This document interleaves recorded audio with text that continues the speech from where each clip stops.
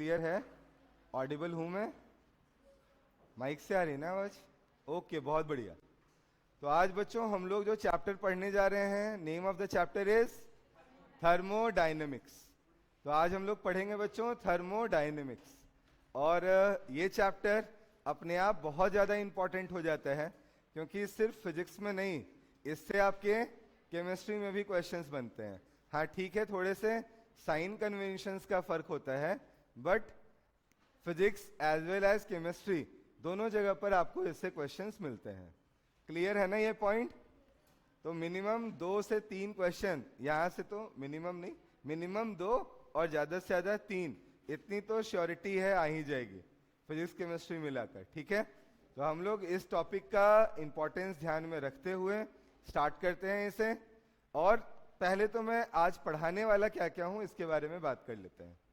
तो देखो यहाँ पे अगर मैं बहुत ही प्रिसाइज्ड वे में बोलूं कि क्या क्या हमें पढ़ना है, तो बस 3 लॉज पढ़ने हैं। First, zeroth law of thermodynamics, second, first law of thermodynamics, और third, second law of thermodynamics. हाँ, अब ये है कि इनके एप्लीकेशंस बहुत सारे हैं। फर्स्ट लॉ जब हम पढ़ने जाएंगे तो वहां पे वेरियस जो थर्मोडायनेमिक प्रोसेसेस हैं हमारे, isothermal process, isochoric process, adiabatic process, है ना, आइसोबारिक प्रोसेस, इन सारे प्रोसेसेस के बारे में पढ़ेंगे। हम पढ़ेंगे पॉलीट्रॉपिक प्रोसेस के बारे में कि वहां पे हम वर्क डन कैसे कैलकुलेट कर सकते हैं। तो ये सारी चीजें हम लोग कवर करेंगे। जब हम सेकेंड लॉ ऑफ थर्मोडायनेमिक्स की तरफ जाएंगे, वहां पे हम लोग कुछ और बहुत इंपॉर्टेंट कॉन्सेप्ट्स, जिसे आप हीट पंप और रेफ्रिजरेटर के नाम से जानते हो, हीट इंजन के बारे में जानते हो, इन सब के बारे में हम लोग स्टडी करेंगे। ठीक है, तो आज पढ़ना क्या है ये क्लियर है? अब स्टार्ट किया जाए। ठीक है, तो सबसे पहले फर्स्ट पॉइंट से मैं स्टार्ट कर रहा हूं, है ना। सबसे पहले फर्स्ट पॉइंट से, यहां आने से पहले, जीरोथ लॉ में आने से पहले एक छोटा सा पॉइंट है बेटा। यहां पे आप डील करोगे किसको? सिस्टम को। तो हमें पता होना चाहिए ना सिस्टम होते कितने तरीके के हैं। किसी को पता है क्या? बोलो बेटा, कितने तरीके के होते हैं जो हम लोग को पढ़ना है? 3 टाइप के होते हैं। बहुत बढ़िया। कौन कौन से? 3 हम लोगों को पढ़ना है। सबसे पहला ओपन सिस्टम, जहां पे मास और हीट इन दोनों को आसानी से क्या कर सकते हो आप इंटरचेंज, एक्सचेंज कर सकते हो, है ना। इंटरचेंज नहीं बोलेंगे, एक्सचेंज बोलेंगे। हम आराम से एक्सचेंज कर सकते हैं, मास को भी और किसको? हीट को भी। दूसरा हमारे पास आता है जिसे हम बोलते हैं, सेकंड क्या है? Close system. क्लोज सिस्टम में मास का ट्रांजिशन नहीं होगा। आपका मास जो है ना वो ट्रांजिट नहीं करेगा। ट्रांजिट क्या करेगा? क्या बदलेगा बेटा? हीट। तो हीट आराम से बदलेगा, बट मास नहीं बदलेगा। थर्ड पार्ट पे यहां से आते हैं। थर्ड पार्ट क्या है हमारा? आइसोलेटेड। तो आइसोलेटेड में ना ही हीट का एक्सचेंज होगा और ना ही मास का एक्सचेंज होगा। तो यहाँ पे आप जो वॉल्स यूज करोगे, those walls will be adiabatic in nature. तो एडियाबेटिक वॉल्स कैसी वॉल है? जिनसे किसी तरीके का हीट या मास का ट्रांसफर पॉसिबल नहीं है। Is it fine with everyone? Clear है पूरा? अब हम यहां से आ जाते हैं सबसे पहले जो हमारे सामने जो लॉ लिखा हुआ है इसके ऊपर, जीरोथ लॉ ऑफ थर्मोडायनेमिक्स। मैं इसे इसलिए आपको बताने जा रहा हूं कि यहाँ पे एक छोटा सा हमारे दिमाग में मिसकंसेप्ट होता है, उसको मैं इसके हेल्प से दूर कर सकूं। ये कमरा है बेटा, मान लो ये रूम बंद होता और एसी चल रही होती, तो आपके सामने ये डेस्क रखा हुआ है ना। डेस्क में वुडन पार्ट भी है और यहाँ पे एक लोहे वाला पार्ट भी है ना। अब मान लो कि मैंने इस रूम के टेम्परेचर को 16 डिग्री कर दिया है, ठीक है। तो आपको ये वुडन वाला पार्ट जो है ये ठंडा लगेगा ज्यादा, या जो इसका मेटल वाला पार्ट है वो ज्यादा ठंडा लगेगा?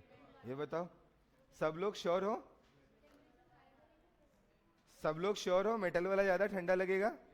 हो? जबकि इसका आंसर ये गलत है ना। क्यों गलत है? हमें फील होना कि वो ज्यादा ठंडा है और एक्चुअल में ठंडा होना, दोनों में फर्क है ना। जब रूम का टेम्परेचर 16 कर रखा है ना, तो इसका मतलब वुडन वाला पार्ट हो या वो लोहे वाला पार्ट हो, दोनों किस टेम्परेचर पे होंगे? 16 डिग्री पे। और यही हमारा जीरोथ लॉ ऑफ थर्मोडायनेमिक्स कहता भी है कि अगर हमारे पास मान लो एक ऑब्जेक्ट सी है, वो ए के साथ थर्मल इक्विलिब्रियम में है, वो बी के साथ क्या है, थर्मल इक्विलिब्रियम में है। तो ए और बी आपस में क्या होंगे, थर्मल इक्विलिब्रियम में होंगे। क्लियर है ये? जल्दी बोलो, हाँ ना बोल दो। क्लियर है ये?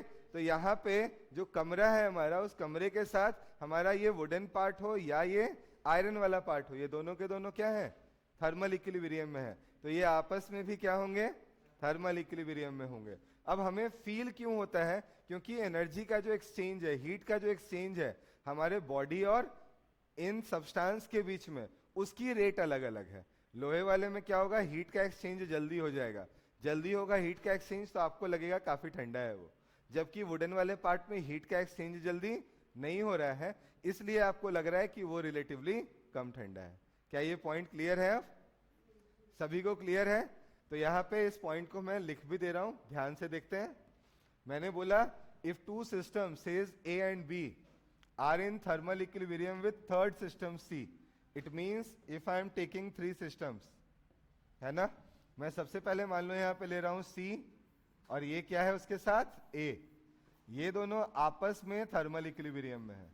थर्मल इक्विलिब्रियम का मतलब समझते हो क्या होता है? ए से बी में थर्मल इक्विलिब्रियम का मतलब क्या हुआ? सही बोल रहे हो बिल्कुल, क्यों इतना संकोच करना है, टेंशन नहीं लेना बिल्कुल, है ना। थर्मल इक्विलिब्रियम क्या है? ऐसा इक्विलिब्रियम स्टेट जहां पे दो बॉडीज के बीच में हीट का ट्रांसफर नहीं हो रहा। क्यों नहीं हो रहा? क्योंकि दोनों का टेम्परेचर क्या है, सेम है। Is it okay? तो यहाँ पे हम बोलेंगे कि हमारा सी और बी आपस में क्या है, they are in thermal equilibrium. And if they are in thermal equilibrium we can easily say कि हमारा A and B are also in thermal equilibrium. A और बी भी क्या होंगे, थर्मल इक्विलिब्रियम में होंगे। तो पहला पार्ट तो बहुत इजी है, मुझे लगता है आराम से आपको क्लियर भी हो गया होगा, कहीं कोई दिक्कत नहीं। अब यहां से आगे की ओर बढ़ते हैं, नेक्स्ट पॉइंट की तरफ आते हैं। यहां पे बच्चों मैं आपका कंसंट्रेशन चाहता हूं बोर्ड पे, क्योंकि जिसको बोलते हैं ना गागर में सागर भरना, तो ये एक छोटा सा गागर है जिसमें हमने पूरा सागर डाल रखा है। पूरा का पूरा ये जो चैप्टर है ना, ये सिर्फ इतनी दूर में एक्सप्लेन करने की कोशिश की गई है। तो ध्यान से देखो, जिससे इसके छोटे से छोटे पॉइंट को हम लोग यहीं पे एनालाइज कर सकें, समझ सकें, ठीक है। तो प्लीज बोर्ड पे हमारा कंसंट्रेशन होना चाहिए। फर्स्ट लॉ ऑफ थर्मोडायनेमिक्स की हम बात कर रहे हैं। क्या है ये फर्स्ट लॉ ऑफ थर्मोडायनेमिक्स? कोई बताना चाहेगा? बोलो।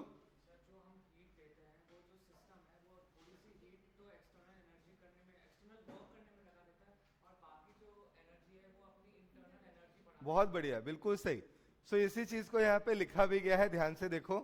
During any process the sum of change in systems internal energy and the work done by the system is equal to net heat supplied और रिजेक्टेड।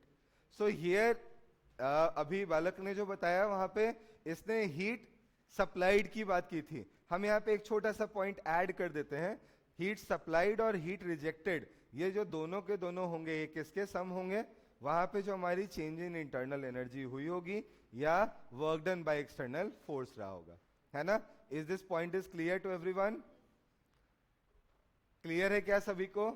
तो यहां से हम लोग अब आगे बढ़ते हैं। देखो हमारे पास तीन कंपोनेंट्स हो गए। सबसे पहला कंपोनेंट है Q हमारा, जिसको हम लोग हीट के नाम से जान रहे हैं।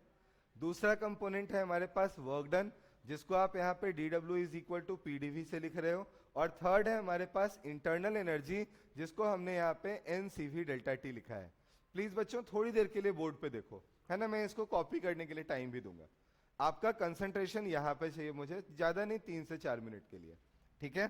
ध्यान से देखते हैं बच्चों। सबसे पहले फर्स्ट पॉइंट से स्टार्ट करते हैं। अगर मैं यहाँ पे डेल्टा Q की बात करूं, dQ की बात करूं, जो कि हीट सप्लाइड है, it is equal to NC into delta T। यहां पे अगर मैं C की बात करूं तो C क्या होता है हमारा? C is basically molar heat capacity. हम इसको क्या कहते हैं? मोलर हीट कैपेसिटी के नाम से जानते हैं, ठीक है। ये पॉइंट क्लियर है? तो यहां पे गलती से भी CP CV डायरेक्टली कुछ भी मत लिख लेना, ये हमेशा क्या होता है? C होता है। In given situations, in given conditions, ये CP के बराबर हो सकता है। अगर हम कांस्टेंट प्रेशर की बात करें, वैसे केस में ये क्या होगा? CP के इक्वल होगा। अगर हम कांस्टेंट वॉल्यूम वाले सिस्टम की बात करें, आइसोकोरिक प्रोसेस की बात करें, तो ये CV होगा। लेकिन यहीं पे अगर मैं आइसोथर्मल प्रोसेस की बात करूं, मैं किसकी बात करूं? आइसोथर्मल प्रोसेस की, वहां पे आप इसको CP या CV नहीं लिख पाओगे, वहां पे आप इसे क्या लिखोगे? C ही लिखोगे, ठीक है ना? वहां पे ये C होगा। अगर हम यहाँ पे एडियाबेटिक प्रोसेस की बात करें, वहां पे ये क्या होगा? 0 होगा। क्या होगा? 0 होगा, है ना? और अगर जैसे मैंने आइसोथर्मल बोला ही था, तो आइसोथर्मल में CP CV नहीं होगा, ये तो बोल दिया। होगा क्या अगर मैं ये पूछूं तो क्या बोलोगे? आइसोथर्मल का मतलब क्या है? आप कितनी भी एनर्जी दो, आप कितनी भी एनर्जी प्रोवाइड करो, क्या ऐसी जगह पर आपको किसी भी तरीके का टेम्परेचर चेंज देखने को मिलने वाला है? नहीं मिलने वाला है। तो इस बात का ख्याल रखते हुए आप इसके आंसर को वहां पे दे पाओगे। अब बताओ क्या दोगे आंसर? क्या बेटा? एग्जैक्टली है ना? ठीक है, आगे मैं बताता हूं कि फॉर्मूले में उसको आप लिखोगे क्या। ठीक है, नेक्स्ट स्लाइड में आ जाएगा वो। तो अभी ये याद रखना, सी क्या है? मोलर हीट कैपेसिटी है, ये हमारे दिमाग में क्लियर रहना चाहिए। यहां से आते हैं बेटा वर्क डन पे। वर्क डन के बारे में बात करते हैं। यहां हमने लिखा है dW is equal to PdV। तो अगर मैं यहां से W लिखना चाहता हूं तो I will integrate this dW, तो अपने आप ये क्या हो गया? Integration of PdV। अब जो भी फंक्शन आपका हो, आप यहाँ पे उसकी वैल्यू को पुट करके अपने आंसर तक आसानी से पहुंच सकते हो। मैं यहाँ पे अगर पॉलीट्रॉपिक प्रोसेस की बात करूं, किसकी बात करूं? पॉलीट्रॉपिक प्रोसेस की, तो उसके लिए जो वर्क डन होगा उसको मैं इसके जस्ट नीचे अभी लिख देने वाला हूं। तो अगर मैं W की बात करूं तो इसका जो फॉर्मूला होगा बच्चों, ये याद रख लेना आगे से, इसको हम लोग बोलेंगे NR delta T divided by x minus 1। सही लिखा है क्या? थोड़ा उल्टा हो गया है ना? आप इसको लिखोगे 1 माइनस एक्स। यहां पे x क्या है बेटा? x कोई बोलना चाहेगा? x क्या है? दिस x इज एक्चुअली, अगर आप किसी पॉलीट्रॉपिक प्रोसेस के बारे में बात करते हो ना, तो आप लिखते हो PV to the power x is equal to constant. यहां पे ये जो v का पावर है हमारा, इसी को आप किस नाम से जान रहे हो? x के नाम से जान रहे हो, ठीक है ना? तो जो आपका पावर है, किसका पावर है? वॉल्यूम का। किस प्रोसेस में? पॉलीट्रॉपिक प्रोसेस में। उसी को हम यहाँ पे x के नाम से जान रहे हैं। तो हमारे पास ये वर्क डन का जो फॉर्मूला है हमारे दिमाग में क्लियरली सेट रहना चाहिए। ये लेकिन मैंने पॉलीट्रॉपिक प्रोसेस के लिए लिखा है। किसके लिए लिखा है ये? This is for polytropic process. अगर प्रोसेस कुछ और हो तो वैसे केस में आंसर जो हमें यहाँ देखने को मिल रहा है वो आंसर नहीं होगा। Is this one is fine to everyone? आगे बढ़ाता हूं मैं। नेक्स्ट आते हैं बेटा थर्ड पार्ट पे, जिसको यहाँ पे हम लोग जान रहे हैं इंटरनल एनर्जी के नाम से। इंटरनल एनर्जी के लिए फॉर्मूला जो आप यूज कर रहे हो, that is delta U is equal to NCV into delta T. क्या है ये बेटा? NCV into delta T. और इस CV की वैल्यू के बारे में अगर हम डिस्कस करें तो CV को हम लोग अलग अलग फॉर्म्स में लिख सकते हैं। हम अगर चाहें तो थोड़ा बहुत बदल के लिख सकते हैं। कैसे लिखोगे? तो मैं यहाँ पे पहला फॉर्मूला लिख रहा हूं, Mayer's equation, that is CP minus CV is equal to R।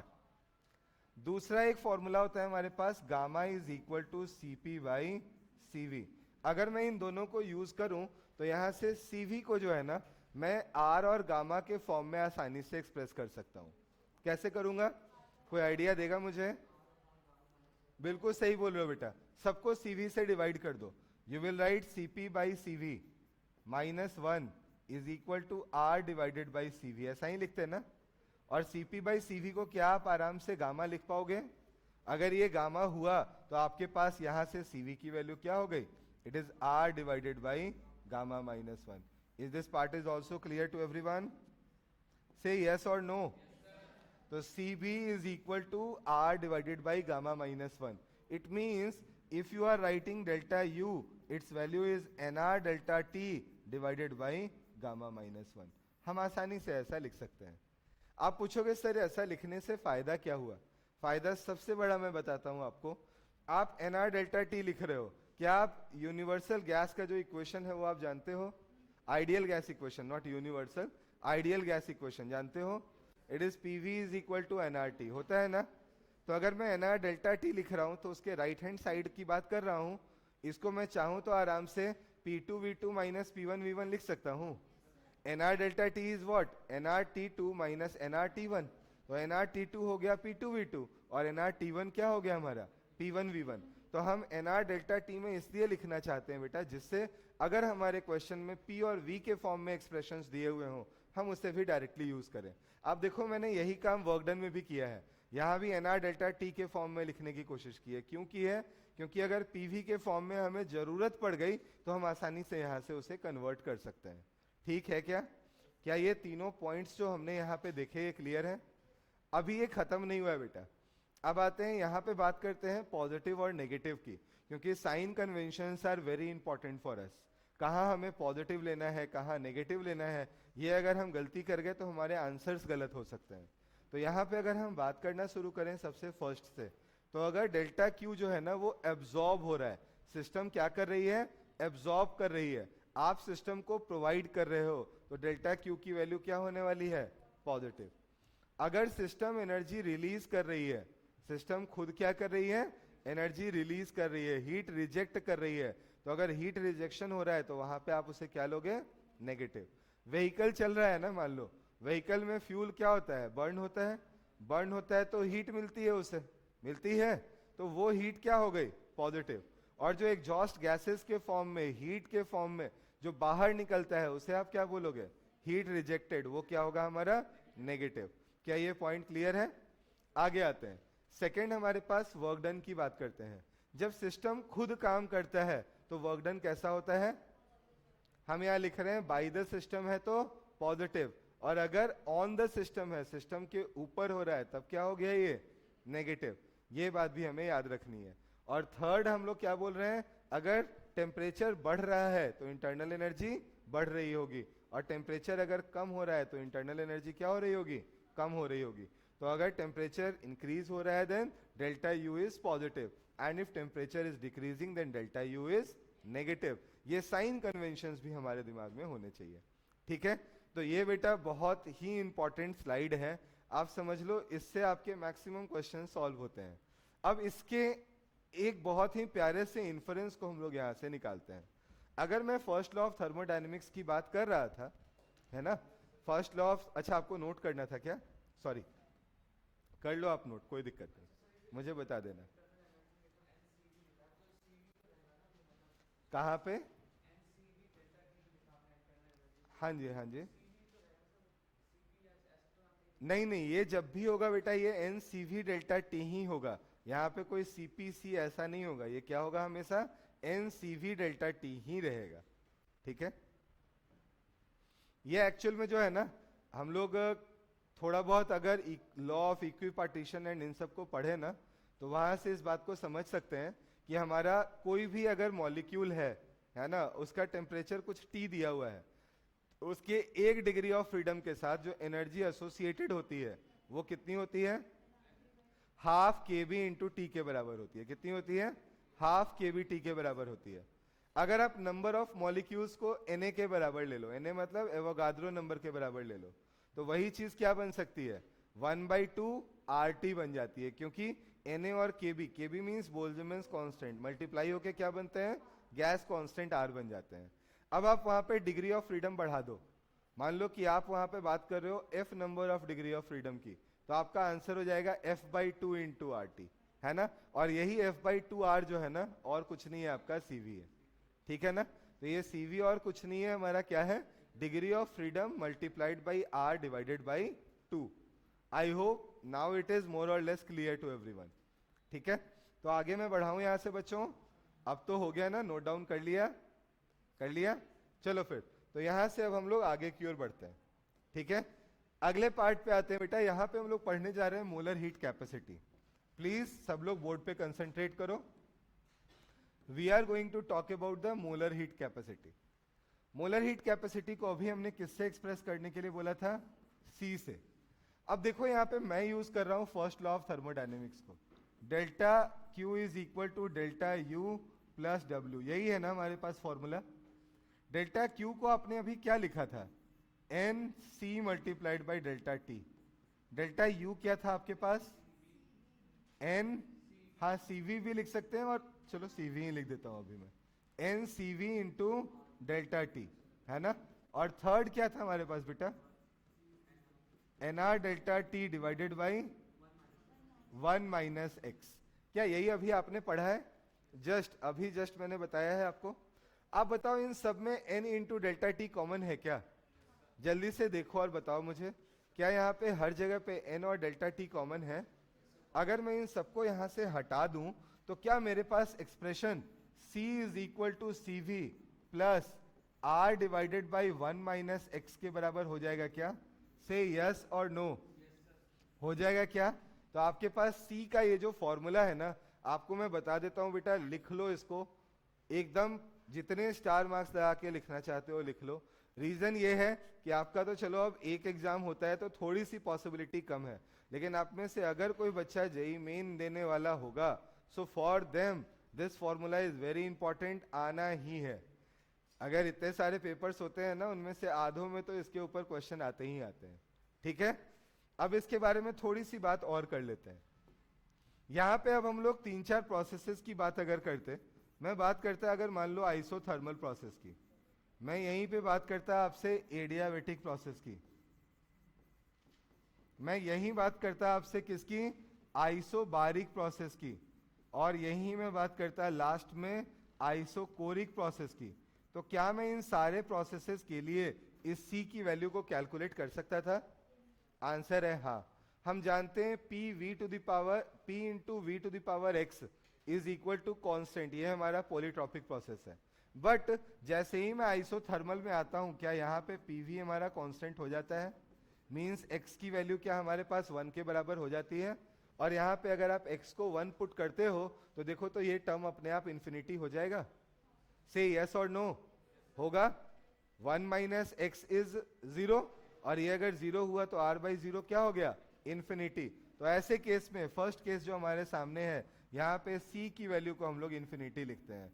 और लॉजिकली मैं इतनी देर से इसे बोल भी रहा था आपको, सोच के देखो, कितनी भी हीट दे दो, कितनी भी हीट सप्लाई करो आइसोथर्मल प्रोसेस में, क्या टेम्परेचर बढ़ने वाला है, बढ़ेगा क्या टेम्परेचर, नहीं बढ़ेगा। और टेम्परेचर अगर बढ़ ही नहीं रहा है तो आप क्या बोलोगे कि इनफाइनाइट हीट भी दिया तब भी हमने 1 डिग्री सेंटीग्रेड टेम्परेचर नहीं चेंज किया, नहीं किया ना। और हीट कैपेसिटी आप निकालते कैसे हो, मोलर हीट कैपेसिटी, एक मोल की एनर्जी, एक मोल को आप एनर्जी सप्लाई करते हो जिससे उसका टेम्परेचर 1 डिग्री से बढ़ जाए। आप ऐसा कर ही नहीं रहे हो, तो आप डायरेक्टली कह सकते हो ना कि यहाँ पे C की वैल्यू क्या होनी है, इन्फिनिटी होनी है। क्लियर है क्या ये। दूसरे पॉइंट पे आते हैं बेटा, एडियाबेटिक प्रोसेस का जो फॉर्मूला होता है ये होता है P V to the power gamma is equal to constant. Agree करते हो। तो इस बार x की वैल्यू क्या गामा के बराबर हो गई। आप थोड़ा ध्यान से देखो फॉर्मूले को, CV आपका क्या था, R divided by gamma minus 1, दूसरे साइड क्या हो गया बेटा, R divided by 1 minus gamma, हो गया ना। क्या ये दोनों एक दूसरे को कैंसिल कर देंगे, वैल्यू क्या आनी चाहिए, 0। और अगर बाई लॉजिक मैं बोलूं तो लॉजिकली मैं क्या बोलूंगा यहाँ पे, बोलो लॉजिक से हम क्या बोल सकते हैं, हम यही बोलेंगे ना, डेल्टा Q 0 होता है इस सिस्टम में। एडियाबेटिक प्रोसेस में बाहर से हम हीट कुछ भी देते या वहां से हीट कुछ भी निकलता नहीं है, हीट का एक्सचेंज नहीं होता। तो नहीं होता है, इसका मतलब क्या हो गया अपने आप में कि डेल्टा Q 0 है, और डेल्टा Q 0 है तो C की वैल्यू क्या होनी चाहिए, 0 होनी चाहिए। देखो यहाँ पे 0 आ भी रही है। थर्ड पार्ट पे आते हैं बेटा, अगर हम आइसोबारिक प्रोसेस की बात करें, ध्यान से समझते हैं आइसोबारिक प्रोसेस को। देखो इन दोनों प्रोसेसेस को जो है ना, हल्का सा मैं यहाँ पे इनके जनरल इक्वेशन को आपसे एक्सप्लेन करने के लिए थोड़ा सा मैं चाहता हूं कि आपका कंसंट्रेशन यहाँ पे हो। रीजन ये है कि इससे आगे चलकर बहुत सारे वर्क डन वाले क्वेश्चंस भी आराम से डील होंगे, ठीक है ना। तो प्लीज सब लोग बोर्ड पे देखो एक बार। आइसोबारिक का मतलब क्या हुआ बेटा, आइसोबारिक का मतलब क्या हुआ, P हमारे पास कांस्टेंट है, तो हमारा फॉर्मूला होता है P V to the power x is equal to constant. अगर मैं बोल रहा हूं P कांस्टेंट है, इसका मतलब V to the power x कितने के बराबर है, 1 के बराबर है। और वो 1 के बराबर कब होगा, जब V का जो पावर है वो 0 होगा। V का पावर अगर हम 0 कर दें तो क्या V to the power 0 is 1 हो जाएगा। तो अपने आप P V to the power x में अगर x को हम 0 पुट कर दे रहे हैं तो क्या P is equal to constant, isobaric process मुझे मिल जाना है। मीन्स x की वैल्यू आपको क्या लेनी है वहां पे, 0। और x को अगर आप यहाँ 0 करते हो तो आपके पास बताओ c क्या आ जा रहा है बेटा, c is equal to C V plus R. और इसी को क्या आप cp कहते हो, इसी को क्या आप cp कहते हो। तो c यहाँ पे cp क्यों है, ये बात समझ में आ रही है क्या। इस फॉर्मूले से जो हमने सीखा है इससे भी हम ये निकाल सकते हैं, ये बात समझ आ रही है। चलो बहुत बढ़िया बेटा, यहां तक अगर सबको क्लियर हो गया है तो मैं आगे बढ़ता हूं। आप याद रखो यहाँ पे x कितना है 1, यहाँ x कितना है गामा, यहाँ x कितना है 0, लास्ट वाले में x आता है इंफिनिटी। कैसे आता है मैं दिखाता हूं आपको, ठीक है। p v to the power x is equal to constant. मैं चाहूं तो इसको p to the power 1 by x into V is equal to constant लिख सकता हूं क्या, से यस और नो, लिख सकता हूं। मैंने दोनों में पावर क्या कर दिया 1 बाई एक्स टाइम्स कर दिया, तो पहले का पावर p 1 बाई एक्स हो गया, दूसरा v रह गया। लॉजिक क्या है मेरा ऐसा करने के पीछे, करना क्यों चाहता हूं, मुझे v is equal to constant लाना है। इसके लिए p का जो भी पावर हो मुझे उसे क्या बनाना है, 0 बनाना है, तभी ऐसा पॉसिबल होगा ना कि p टू द पावर 0 क्या हो जाएगा 1 हो जाएगा, अपने आप हट जाएगा एक्सप्रेशन से। एम आई राइट। तो यहाँ पे अगर आप 1 बाई एक्स लिखते हो बच्चों और 1 बाई एक्स को 0 मानते हो तो इसका मतलब x की वैल्यू क्या होनी चाहिए, इंफिनिटी ना। 1 by infinity is what, 1 by infinity is 0, कह पाओगे ना ऐसा। तो मैं यहाँ पे x की वैल्यू को अब क्या मान सकता हूँ आसानी से, x यहाँ पे हमारा हो जाएगा इंफिनिटी। क्या कोई दिक्कत है लिखने में बच्चों। और अगर x इंफिनिटी है तो इस फॉर्मूले में x की वैल्यू इंफिनिटी डालो, देखो तो पहला टर्म 0 हो जाना है, पहला या दूसरा, दूसरा टर्म ना, r divided by 1 minus infinity, so the answer is 0। c is equal to C V हम लोगों को फाइनल आंसर मिल जाना है। तो I will write here c is equal to C V in this case. आगे से याद क्या रखना है, यहाँ पे x क्या 1, यहाँ x क्या गामा, यहाँ x क्या है 0, लास्ट वाले में क्या है, बहुत बढ़िया। ये अगर याद रहेगा तो अभी मैं ग्राफ का एक क्वेश्चन दिखाऊंगा आपको, जहां पे आप हंसते खेलते हुए बता पाओगे कि वर्क डन कहाँ ज्यादा है, कौन सी लाइन एडियाबेटिक रिप्रेजेंट कर रही है, कौन सी आइसोथर्मल कर रही है। बहुत आराम से आप उस आंसर तक पहुंच पाओगे। ठीक है, बढ़ूं आगे यहाँ से। तो अभी यहाँ से थोड़ा सा आगे चलते हैं बेटा।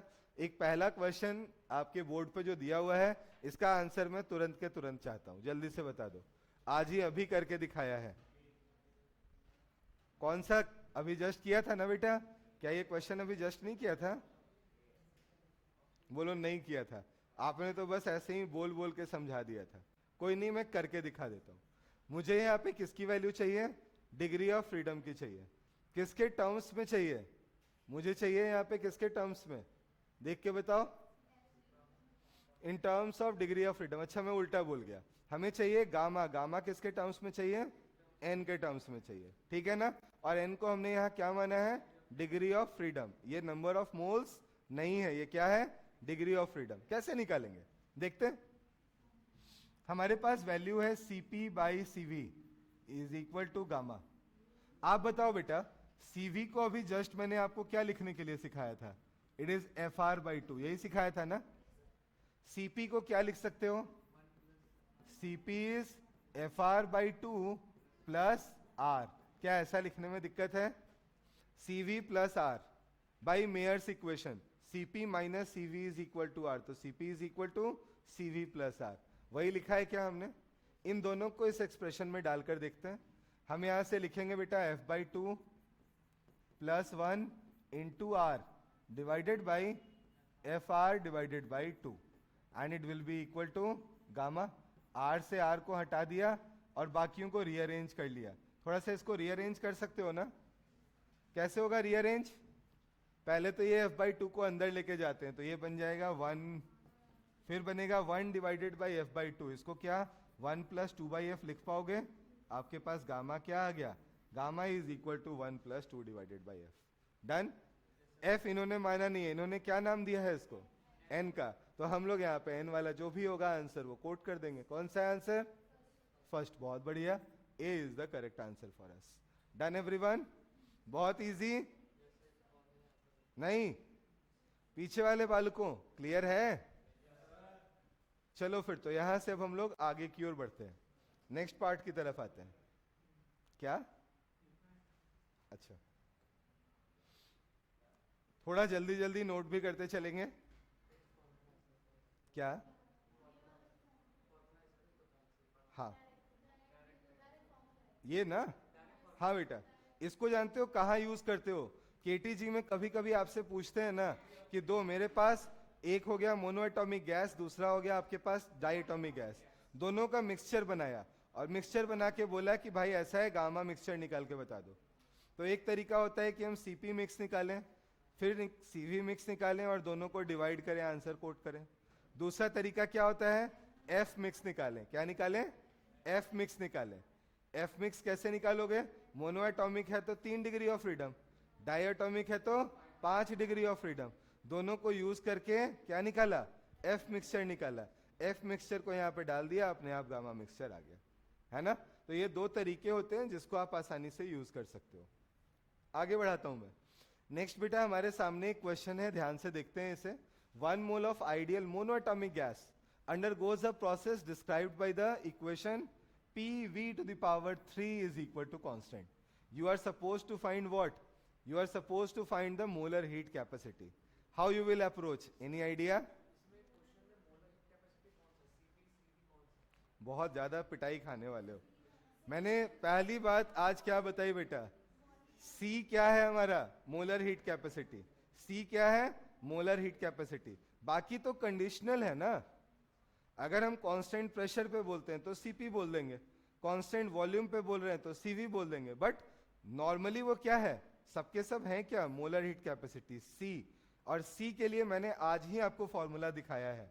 क्या सिखाया है आपको? हमने आज सीखा है C is equal to C V plus R divided by 1 minus x, है ना। यहां पे x क्या है बच्चों? x क्या 3 है। CV की वैल्यू क्या होगी मोनोएटॉमिक के लिए? 3r/2 plus r divided by 1 minus 3। क्या इसको माइनस r/2 कह सकते हो? तो 3r/2 में से r/2 माइनस होगा, क्या आएगी वैल्यू? r आ जाएगी। क्या? कौन सा आंसर सही है? डी। टफ था? तो अगर हमें ये फॉर्मूला पता है तो हमारे लिए ये क्वेश्चन क्या है? चुटकियों का खेल है ना, इजी, बहुत आराम से क्रैक कर सकते हैं, कहीं कोई परेशानी है ही नहीं। ठीक है, आगे बढ़ते हैं, नेक्स्ट पार्ट पे आ जाएं बच्चों। आज तो मौसम अच्छा है, आज तो एनर्जी होनी चाहिए। बढ़े आगे? बढ़े, चलो बहुत बढ़िया, आगे बढ़ते हैं। यहां से आगे आते हैं बेटा, हम लोग वेरियस जो थर्मोडायनेमिक प्रोसेसेस हैं उनके बारे में कुछ बातें जानते हैं, कुछ ग्राफ्स यहाँ पे हम लोग जानते हैं जिससे हमें आगे चलकर कुछ बेनिफिट्स हो सके। तो देखो मैंने कम में इसे रैप अप करने की सोची है, तो बहुत ज़्यादा डेप्थ में नहीं जा रहा, मैं जो बेसिक बहुत इंपॉर्टेंट फॉर्मूले हैं उनके ऊपर स्टिक कर रहा हूँ।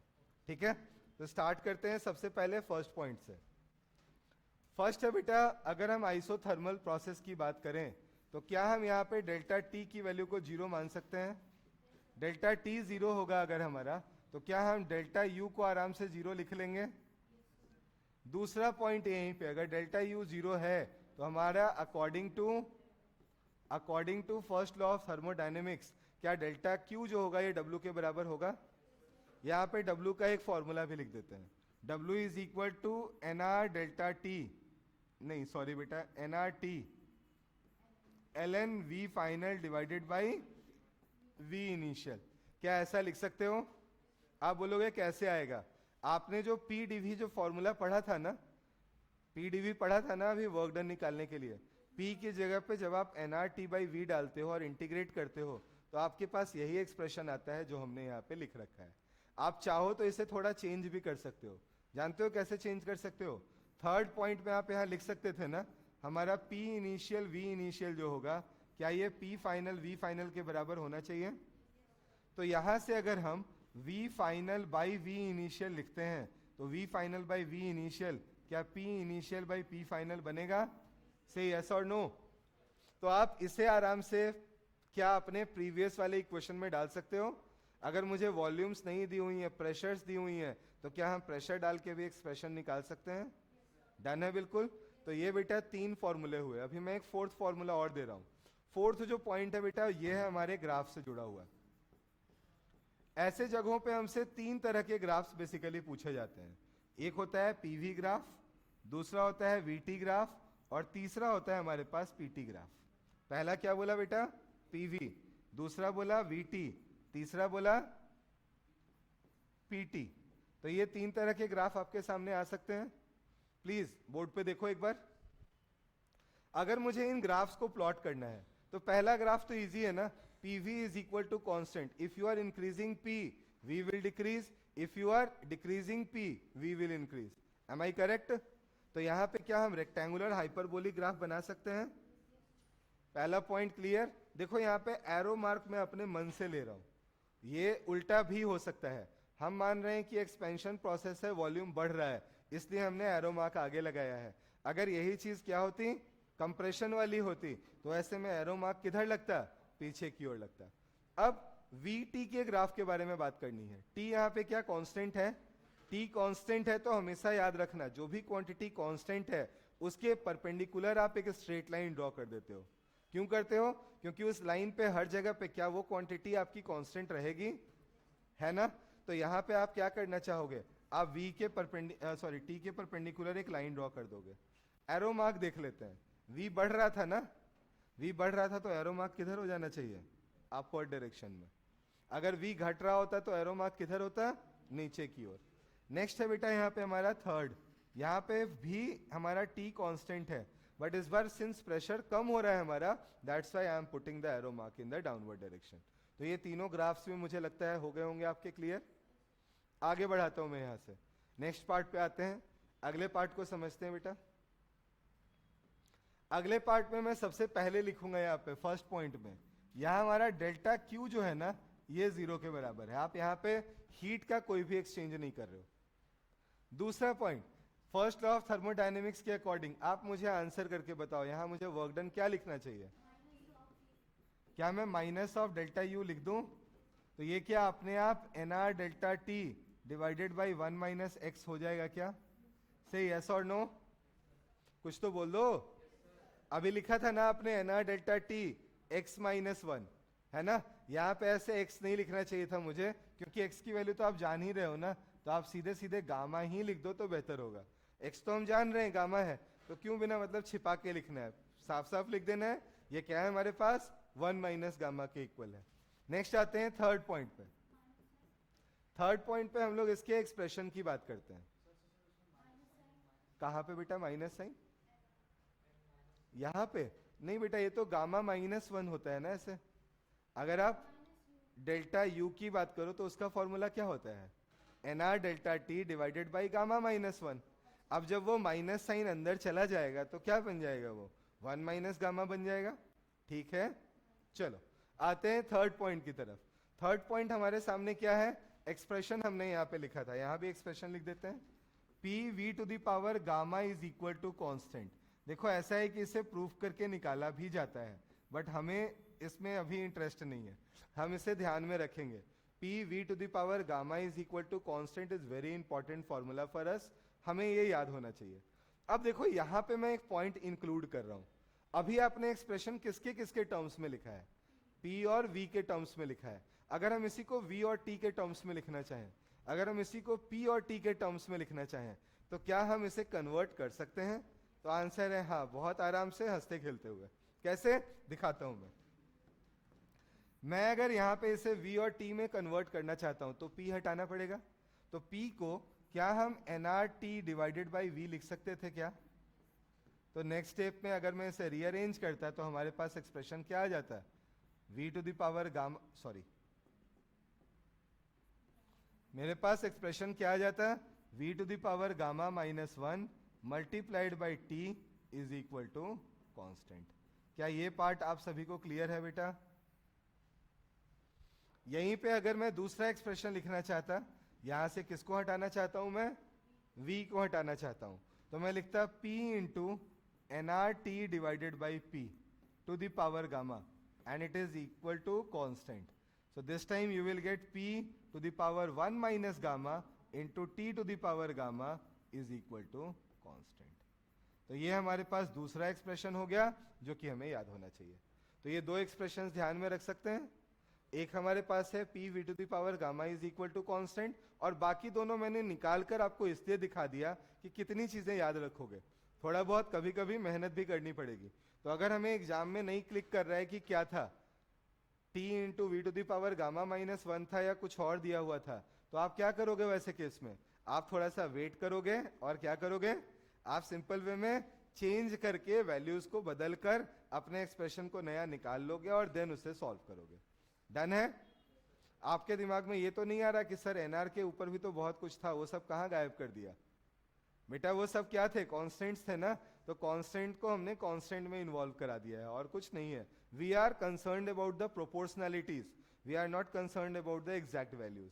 डन है? आगे बढ़ते हैं, यहां से आते हैं बेटा नेक्स्ट पॉइंट की तरफ। मैं एक पेज यहाँ पे ऐड कर रहा हूं क्योंकि एक दो पॉइंट्स और हैं जो कि एडियाबेटिक के हमारे पास रह गए हैं, उनको मैं यहाँ पे आपको दिखा देता हूँ। अगर मैं यहाँ पे ग्राफ की बात करता है तो देखो इस केस में ग्राफ को बहुत ज़्यादा जो है ना ध्यान से देख लेना है, क्योंकि ये ग्राफ्स कभी कभी हमें परेशान करते हैं। अगर मैं यहाँ पे P और V के बीच के ग्राफ की बात करता हूँ, और किस प्रोसेस में? एडियाबेटिक प्रोसेस में बात करता है, तो यहां भी हमारे पास रेक्टेंगुलर हाइपरबोलिक ही कर्व आएगा, बट ये वैसे नेचर का होगा, ये एब्सोल्युटली रेक्टेंगुलर हाइपरबोला नहीं होगा। अब क्यों नहीं होगा इसके बारे में बताता हूं मैं अगर आइसोथर्मल प्रोसेस की बात करूं, यहां मैं बात करूं किसकी? मैं बात करूं मान लो आइसोथर्मल प्रोसेस की, और आइसोथर्मल प्रोसेस में मैं चाहता हूं कि हम यहां पे क्या करें बच्चों? आइसोथर्मल प्रोसेस में मैं यहां पे dp बाई dv निकाल कर बता दूं आपको। dp by dv is slope of p versus v curve. ये क्या है? हमारा स्लोप है, किसका? p वर्सेस v कर्व का। तो अगर मैं ये स्लोप निकालना चाहूं तो क्या मैं निकाल सकता था? अगर मुझे याद है तो मैं डायरेक्टली लिख दूं या आपको एक्सप्रेस करके दिखाऊं मैं? चलो दिखा देता हूं, एक तो दिखाई देता हूं। pv is equal to constant है, तो अगर मैं इसे v के टर्म्स में डिफ्रेंशिएट करता तो क्या कुछ ऐसा लिखता? अब बताओ क्या यहां से dp बाई dv की वैल्यू क्या minus times of p divided by v के बराबर आएगी? आएगी। यही मैं यहां पे लिख देता हूं, ये मेरे पास क्या है? Minus of p by v। जब यही काम हम एडियाबेटिक के लिए करते हैं, जब यही काम आप किसके लिए करते हो? एडियाबेटिक प्रोसेस के लिए करते हो, तो वैसे केस में क्या होता है? हमारा ये जो dp बाई dv है it will be equal to minus of gamma times of p by v। हमारे पास ये फॉर्मूला निकल कर आता है। अब ये दोनों फॉर्मूलों में फर्क क्या है? एक जगह पे माइनस गामा, ये जो गामा जो है ये ज्यादा मल्टीप्लाइड है, तो आप भी समझते हो ना -1 बड़ा या -3? -1, तो ये बड़ा है, ये क्या है? छोटा है। तो स्लोप हमारा आइसोथर्मल का बड़ा है और एडियाबेटिक का क्या है? छोटा है। अब हमसे क्या करते हैं? हमसे एक छोटा सा सवाल इसके ऊपर पूछ लेते हैं। हमसे क्या करते हैं? हमसे इसके ऊपर एक छोटा सा सवाल पूछ लेते हैं। कैसा सवाल पूछते हैं बेटा? ध्यान से देखा जाए। सवाल पूछते हैं हमसे कि एक ग्राफ हमें दिया हुआ है, कुछ इस तरीके का ग्राफ है हमारे पास।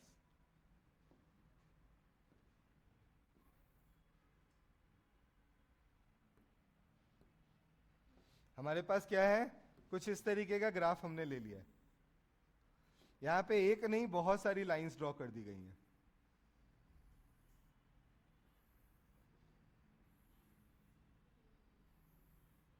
हमसे बोला गया कि अगर इस लाइन को मैं 1 मान लूं, इसको 2 मान लूं, इसको 3 मान लूं और इसको 4 मान लूं, और सब ये एक्सपेंशन को ही रिप्रेजेंट कर रहे हैं, तो आप मुझे निकाल कर बताओ कि इसमें से आइसोथर्मल कौन सा है, एडियाबेटिक कौन सा है, और एडियाबेटिक में भी monoatomic, diatomic, triatomic कौन कौन से हैं, ये मुझे निकाल कर बताने हैं। So how I will understand कि इसमें से कौन किसे एक्सप्रेस कर रहा होगा। तो आप बच्चों के लिए मैं सीधे सीधे बिना किसी टाइम को वेस्ट किए हुए एक ट्रिक सिखाता हूं इसके लिए, ठीक है ना? इसके लिए क्या करता हूं बेटा, मैं आपको एक ट्रिक सिखाता हूं, ट्रिक को ध्यान से देख लो और सीख लो, याद कर लो, ठीक है ना? बोर्ड पे ध्यान से देखना। मैं बोल रहा हूं बेटा आप क्या करो ना, इन्होंने 4 के बारे में बात की है ना, आप क्या करो, आप 6 के बारे में बात कर लो। बोलो भाई तुमने तो 4 पूछा, हम 2 कॉम्प्लीमेंट्री में दे रहे हैं, ठीक है? हम क्या कर रहे हैं, हम एक लाइन यहां और खींच दे रहे हैं, यहां एक और लाइन खींच दे रहे हैं, ठीक है? क्यों किया है अभी आपको समझाता हूं मैं। आप मुझे बताओ, क्या आइसोबारिक प्रोसेस और आइसोकोरिक प्रोसेस आप जानते हो? क्या ये पहला वाली लाइन आइसोबारिक प्रोसेस और ये लास्ट वाली लाइन आइसोकोरिक प्रोसेस को दिखा रही है? आज x की वैल्यू निकालना मैंने सिखाया है आपको। यहां पे मुझे अगर x लिखना होता तो मैं क्या लिखता, बताओ जल्दी। आइसोबारिक वाले में भूल गया, अभी के अभी भूल गया, x इक्वल टू 0। और आइसोकोरिक में क्या लिखा था? x इक्वल टू इंफिनिटी लिखा था ना। तो 0 से इंफिनिटी पे आ रहे हैं ना, 0 से इंफिनिटी पे आ रहे हैं, बढ़ते जा रही है वैल्यूज। यहां भी बढ़ाते हुए चले जाएं क्या? सबसे पहले स्टार्ट कहां से करें? पहला जो पॉइंट है यहां पे हम x इक्वल टू 1 लिख देते हैं, फिर हम x इक्वल टू क्या लिखते हैं? 4/3। देन लिखते हैं x इक्वल टू 7/5 और फिर लिखते हैं x इक्वल टू 5/3। क्या ऐसा लिखने में दिक्कत है? आप बोलो ऐसे ऐसी वैल्यूज क्यों लिखी सर? भाई ऐसा है कि हमारा जो गामा होता है मोनो एटॉमिक के लिए it is equal to 5/3। Gamma जो हमारा डायटॉमिक के लिए होता है ये क्या होता है? 7/5। और गामा हमारे जो पोली एटॉमिक के लिए होता है ये कितना होता है? 4/3। तो मैंने वही 4/3, 7/5 और 5/3 को लिखा है। अब बताओ, आपके लिए आइडेंटिफाई करना मुश्किल है? पहली लाइन कौन सी? आइसोबारिक। दूसरी लाइन कौन सी? आइसोथर्मल। तीसरी लाइन कौन सी? मतलब यहां जो 2 लिखा हुआ है ये 2 कौन सा? 2 जो लिखा हुआ है ये कौन सा? एडियाबेटिक। और एडियाबेटिक में कौन सा गैस? पॉलीएटॉमिक। ये कौन सा हो गया? डायटॉमिक। ये कौन सा हो गया? मोनोएटॉमिक। क्या मुश्किल है निकालना? कहीं पे कभी भी दिया हुआ हो, क्या हम अब आराम से अपने एक्सप्रेशन से अपने आंसर तक पहुंच सकते हैं? किसी को कहीं कोई दिक्कत है तो बताओ मुझे, कोई कंफ्यूजन है? तो हमें क्या करना है, 2 लाइन और कॉम्प्लीमेंट्री में बना लेनी है और बोलना है भाई ऐसा है कि ये क्या है हमारा? आइसोबारिक है। ये क्या है हमारा? आइसोथर्मल है।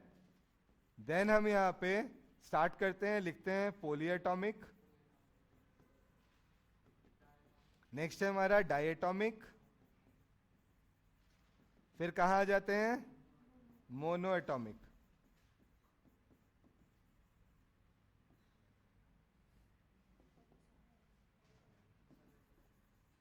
ओके और ये हो गया आपके पास कौन सा प्रोसेस? आइसोकोरिक। आइसोकोरिक ना टफ है बेटा, ये बोलो। अब आगे से कभी इस सवाल में फंसोगे नहीं। क्या करना है, बस 2 लाइन खुद से बना लेना है और देख लेना है कि किस तरीके से आंसर आएगा। क्योंकि कभी कभी सीरियसली मैं आपको बोलूं, क्लियर पॉइंट ये कि अगर कोई मैथ्स का स्टूडेंट होता है यहाँ पे, उसे स्लोप प्यार से समझ में आता है। हम थोड़ा सा कंफ्यूज कर जाते हैं, भाई minus of gamma by P V बड़ा है कि minus of P by V बड़ा है। हम थोड़ा कंफ्यूज होते हैं, अपने कंफ्यूजन को दूर कर लेते हैं। सरल सा माध्यम निकाल लिया हमने, छोटा सा ट्रिक है, याद रखेंगे, गलती नहीं होगी। ठीक है, बढ़े आगे। चलो फिर आगे आते हैं। यहाँ से आगे आते हैं बेटा, 2 और प्रोसेस है हमारे पास, आइसोकोरिक एंड आइसोबारिक। इन दोनों के बारे में थोड़ी थोड़ी सी बात कर लेते हैं। जल्दी से मुझे बताते चलो। सबसे पहला पॉइंट मैं यहाँ पे क्या लिखूं? यहाँ पे मेरा डेल्टा वी क्या होने वाला है? 0। और डेल्टा वी 0 है तो क्या वर्क डन 0 होगा, ऐसा कह सकते हो? मीन्स जो सेकेंड पॉइंट हमारा है इस केस में, क्या मैं डेल्टा क्यू की वैल्यू को आराम से डेल्टा यू लिख सकता हूं? That is equal to N C V into delta T. Say yes और नो। नेक्स्ट आते हैं बेटा यहां से थर्ड पॉइंट की तरफ।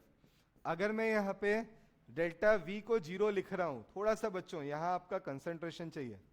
हम लोग जानते हैं हमारा जो आइडियल गैस इक्वेशन है ये है P V is equal to N R T.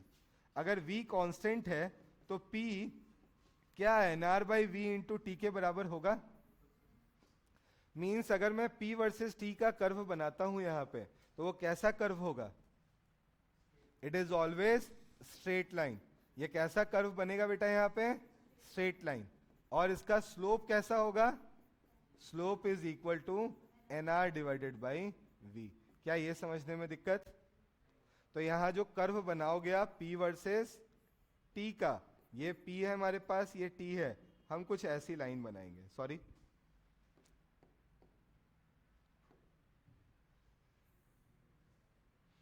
देखो शुरुआत में जो मैंने लाइन बनाई है ना, ये देखो डॉटेड बनाई है। देखो आप डॉटेड बनाई है ना शुरुआत में, और बाद में क्या किया है उसको थोड़ा सा सॉलिड बना दिया है। क्यों है ऐसा? डॉटेड इसलिए बनाया बेटा कि P0 और T0 जो है ना एक्चुअल में होता नहीं है, कि प्रेशर भी जीरो है, टेम्परेचर भी जीरो है, तो शुरुआत में ये वैल्यूज है नहीं। नेचर ऐसा है लाइन का, बट वो जीरो से स्टार्ट नहीं हो रहा। तो जीरो से पार होने का नेचर है, इसका पास होने का नेचर है, बट ये एक्चुअल में वहां से अभी पास हो नहीं रहा है ना, इसलिए डॉटेड बना दिया है। और इसके स्लोप की बात करें तो स्लोप तो अभी आप लिख चुके हो, इट इज NR/V। आगे बढ़ाता हूं मैं यहां से, नेक्स्ट पार्ट की तरफ आते हैं बेटा, आइसोबारिक। अभी तक 3 प्रोसेस पढ़े हैं। आइसोथर्मल क्या जीरो था? Internal energy. एडियाबेटिक क्या जीरो था? Delta Q. थर्ड प्रोसेस पढ़ा आइसोकोरिक, क्या जीरो है? Work done. बट फोर्थ ऐसा प्रोसेस है जिसमें कुछ भी जीरो नहीं होने वाला। तो यहां पे आपके पास सब कुछ रहने वाला है। यहां बस आप लिखोगे डेल्टा पी जो हमारा है ये जीरो है। तो सेकेंड पॉइंट में हम क्या लिखेंगे? Delta Q is equal to delta U plus W. और सिंस हम जानते हैं कि ये प्रोसेस कैसा प्रोसेस है हमारा, आइसोबारिक, सो हम डेल्टा क्यू की वैल्यू को सीधे सीधे क्या लिख सकते हैं? NCP इंटू डेल्टा टी लिख सकते हैं। आया कैसे? ये वैल्यू है हमारे पास NCV इंटू डेल्टा टी। और खास बात है ना, यहां वर्क डन के बारे में बात करो, PdV होता है ना, P कांस्टेंट है तो इंटीग्रेशन ऑफ dV लिखोगे, एंड इंटीग्रेशन ऑफ dV को V final minus V initial लिखोगे क्या? तो क्या बना? P into V final minus P into V initial. क्या मैं P इंटू वी फाइनल को NRTF और P इंटू वी इनिशियल को NRTI लिख सकता हूं? तो क्या ये NR डेल्टा टी नहीं हो गया? तो ये एक्सप्रेशन क्या बन गया आपके पास? NR delta T. आप चाहो तो अब इससे मेयर्स इक्वेशन के बारे में बात कर सकते हो, CP is equal to CV plus R। Done है। लास्ट पॉइंट पे आते हैं बेटा, थर्ड पॉइंट पे। यहां पे अगर मैं ग्राफ की बात करूं तो PV इज इक्वल टू क्या होता है हमारे पास? NRT।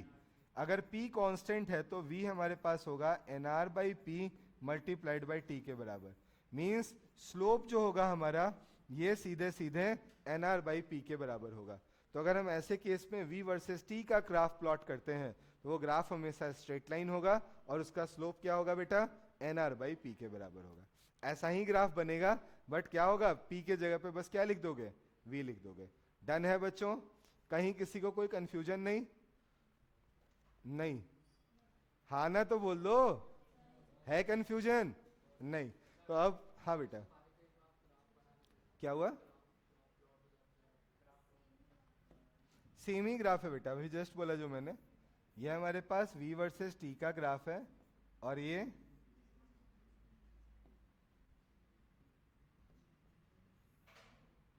इस तरीके से बना दो। ठीक है, डन। आगे चल जाए बच्चों अब। चलो फिर तो यहां से हम लोग अब आगे की ओर बढ़ते हैं। ठीक है, थोड़ा जल्दी से आगे बढ़ते हैं। अब देखो यहां से सबसे पहला जो क्वेश्चन है उस क्वेश्चन के बारे में बात करते हैं। इन thermodynamic processes which of the following statements is not true? कौन सा ट्रू नहीं है? In an isochoric process pressure remains constant. ये गड़बड़ हो गया ना, प्रेशर यहां पे बोल दिया गया, यहां पे होना क्या चाहिए था? यहां होना चाहिए था वॉल्यूम। बाकी भी पढ़ लेते हैं। In an isothermal process temperature remains constant, सही है। In adiabatic process PV to the power gamma is constant, and in adiabatic process system is insulated लिखा गया। अच्छा ठीक है, ये आइसोलेटेड होना चाहिए।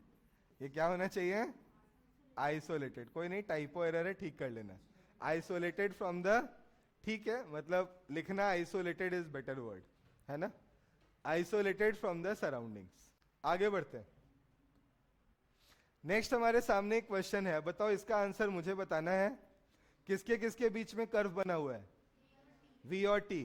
मींस हम लोग यहाँ पे कांस्टेंट प्रेशर वाले किसी प्रोसेस की बात कर रहे हैं ना? कुछ तो बोलो।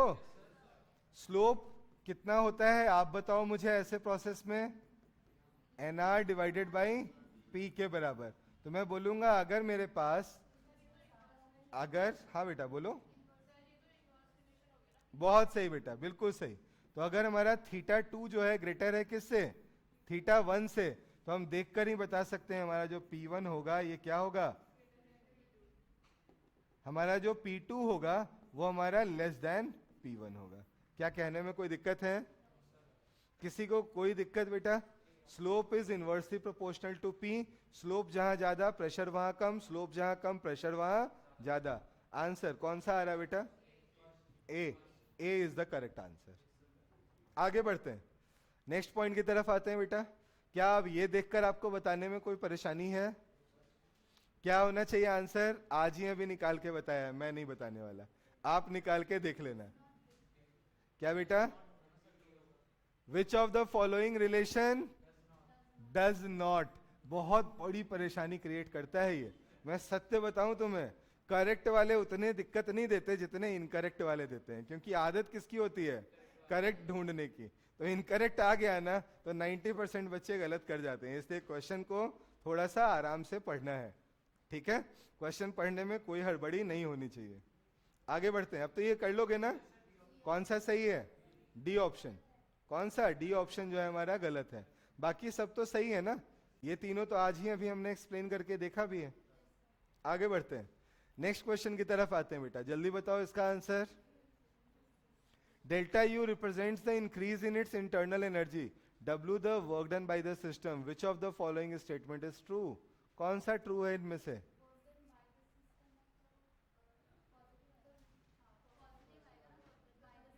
पहले तो ये देखो, थर्मोडायनेमिक सिस्टम है, डेल्टा यू क्या कर रहा है? इंक्रीज इन इंटरनल एनर्जी बता रहा है। डब्ल्यू क्या है हमारा? Work done by the system है। अब इनमें से कौन सा करेक्ट है? तो अगर ये प्रोसेस क्या हो? आइसोथर्मल प्रोसेस हो। इन्होंने क्या क्या बोला example? Delta U is equal to minus W in an isothermal process, delta U is equal to W in an isothermal process. तो ये जो दोनों आइसोथर्मल वाले हैं ये तो सीधे सीधे गलत हो जाने हैं ना, क्योंकि डेल्टा यू उन दोनों केसेस में क्या होना चाहिए? जीरो होना चाहिए। मींस आंसर तो अब इन दोनों में से कोई होगा, और आपको खुद ही पता है बेटा डेल्टा यू क्या होता है ऐसे केस में। अगर एडियाबेटिक प्रोसेस है तो डेल्टा क्यू होता है हमारे पास जीरो, तो अपने आप डेल्टा यू की वैल्यू क्या होगी? माइनस ऑफ डब्ल्यू के बराबर। कुछ सोचना ही नहीं है, बाकी जो कहानी दी गई है ना, bye the system, on the system, मोह माया है ना, देखने की आवश्यकता ही नहीं है, ठीक है? चलो, क्या बेटा?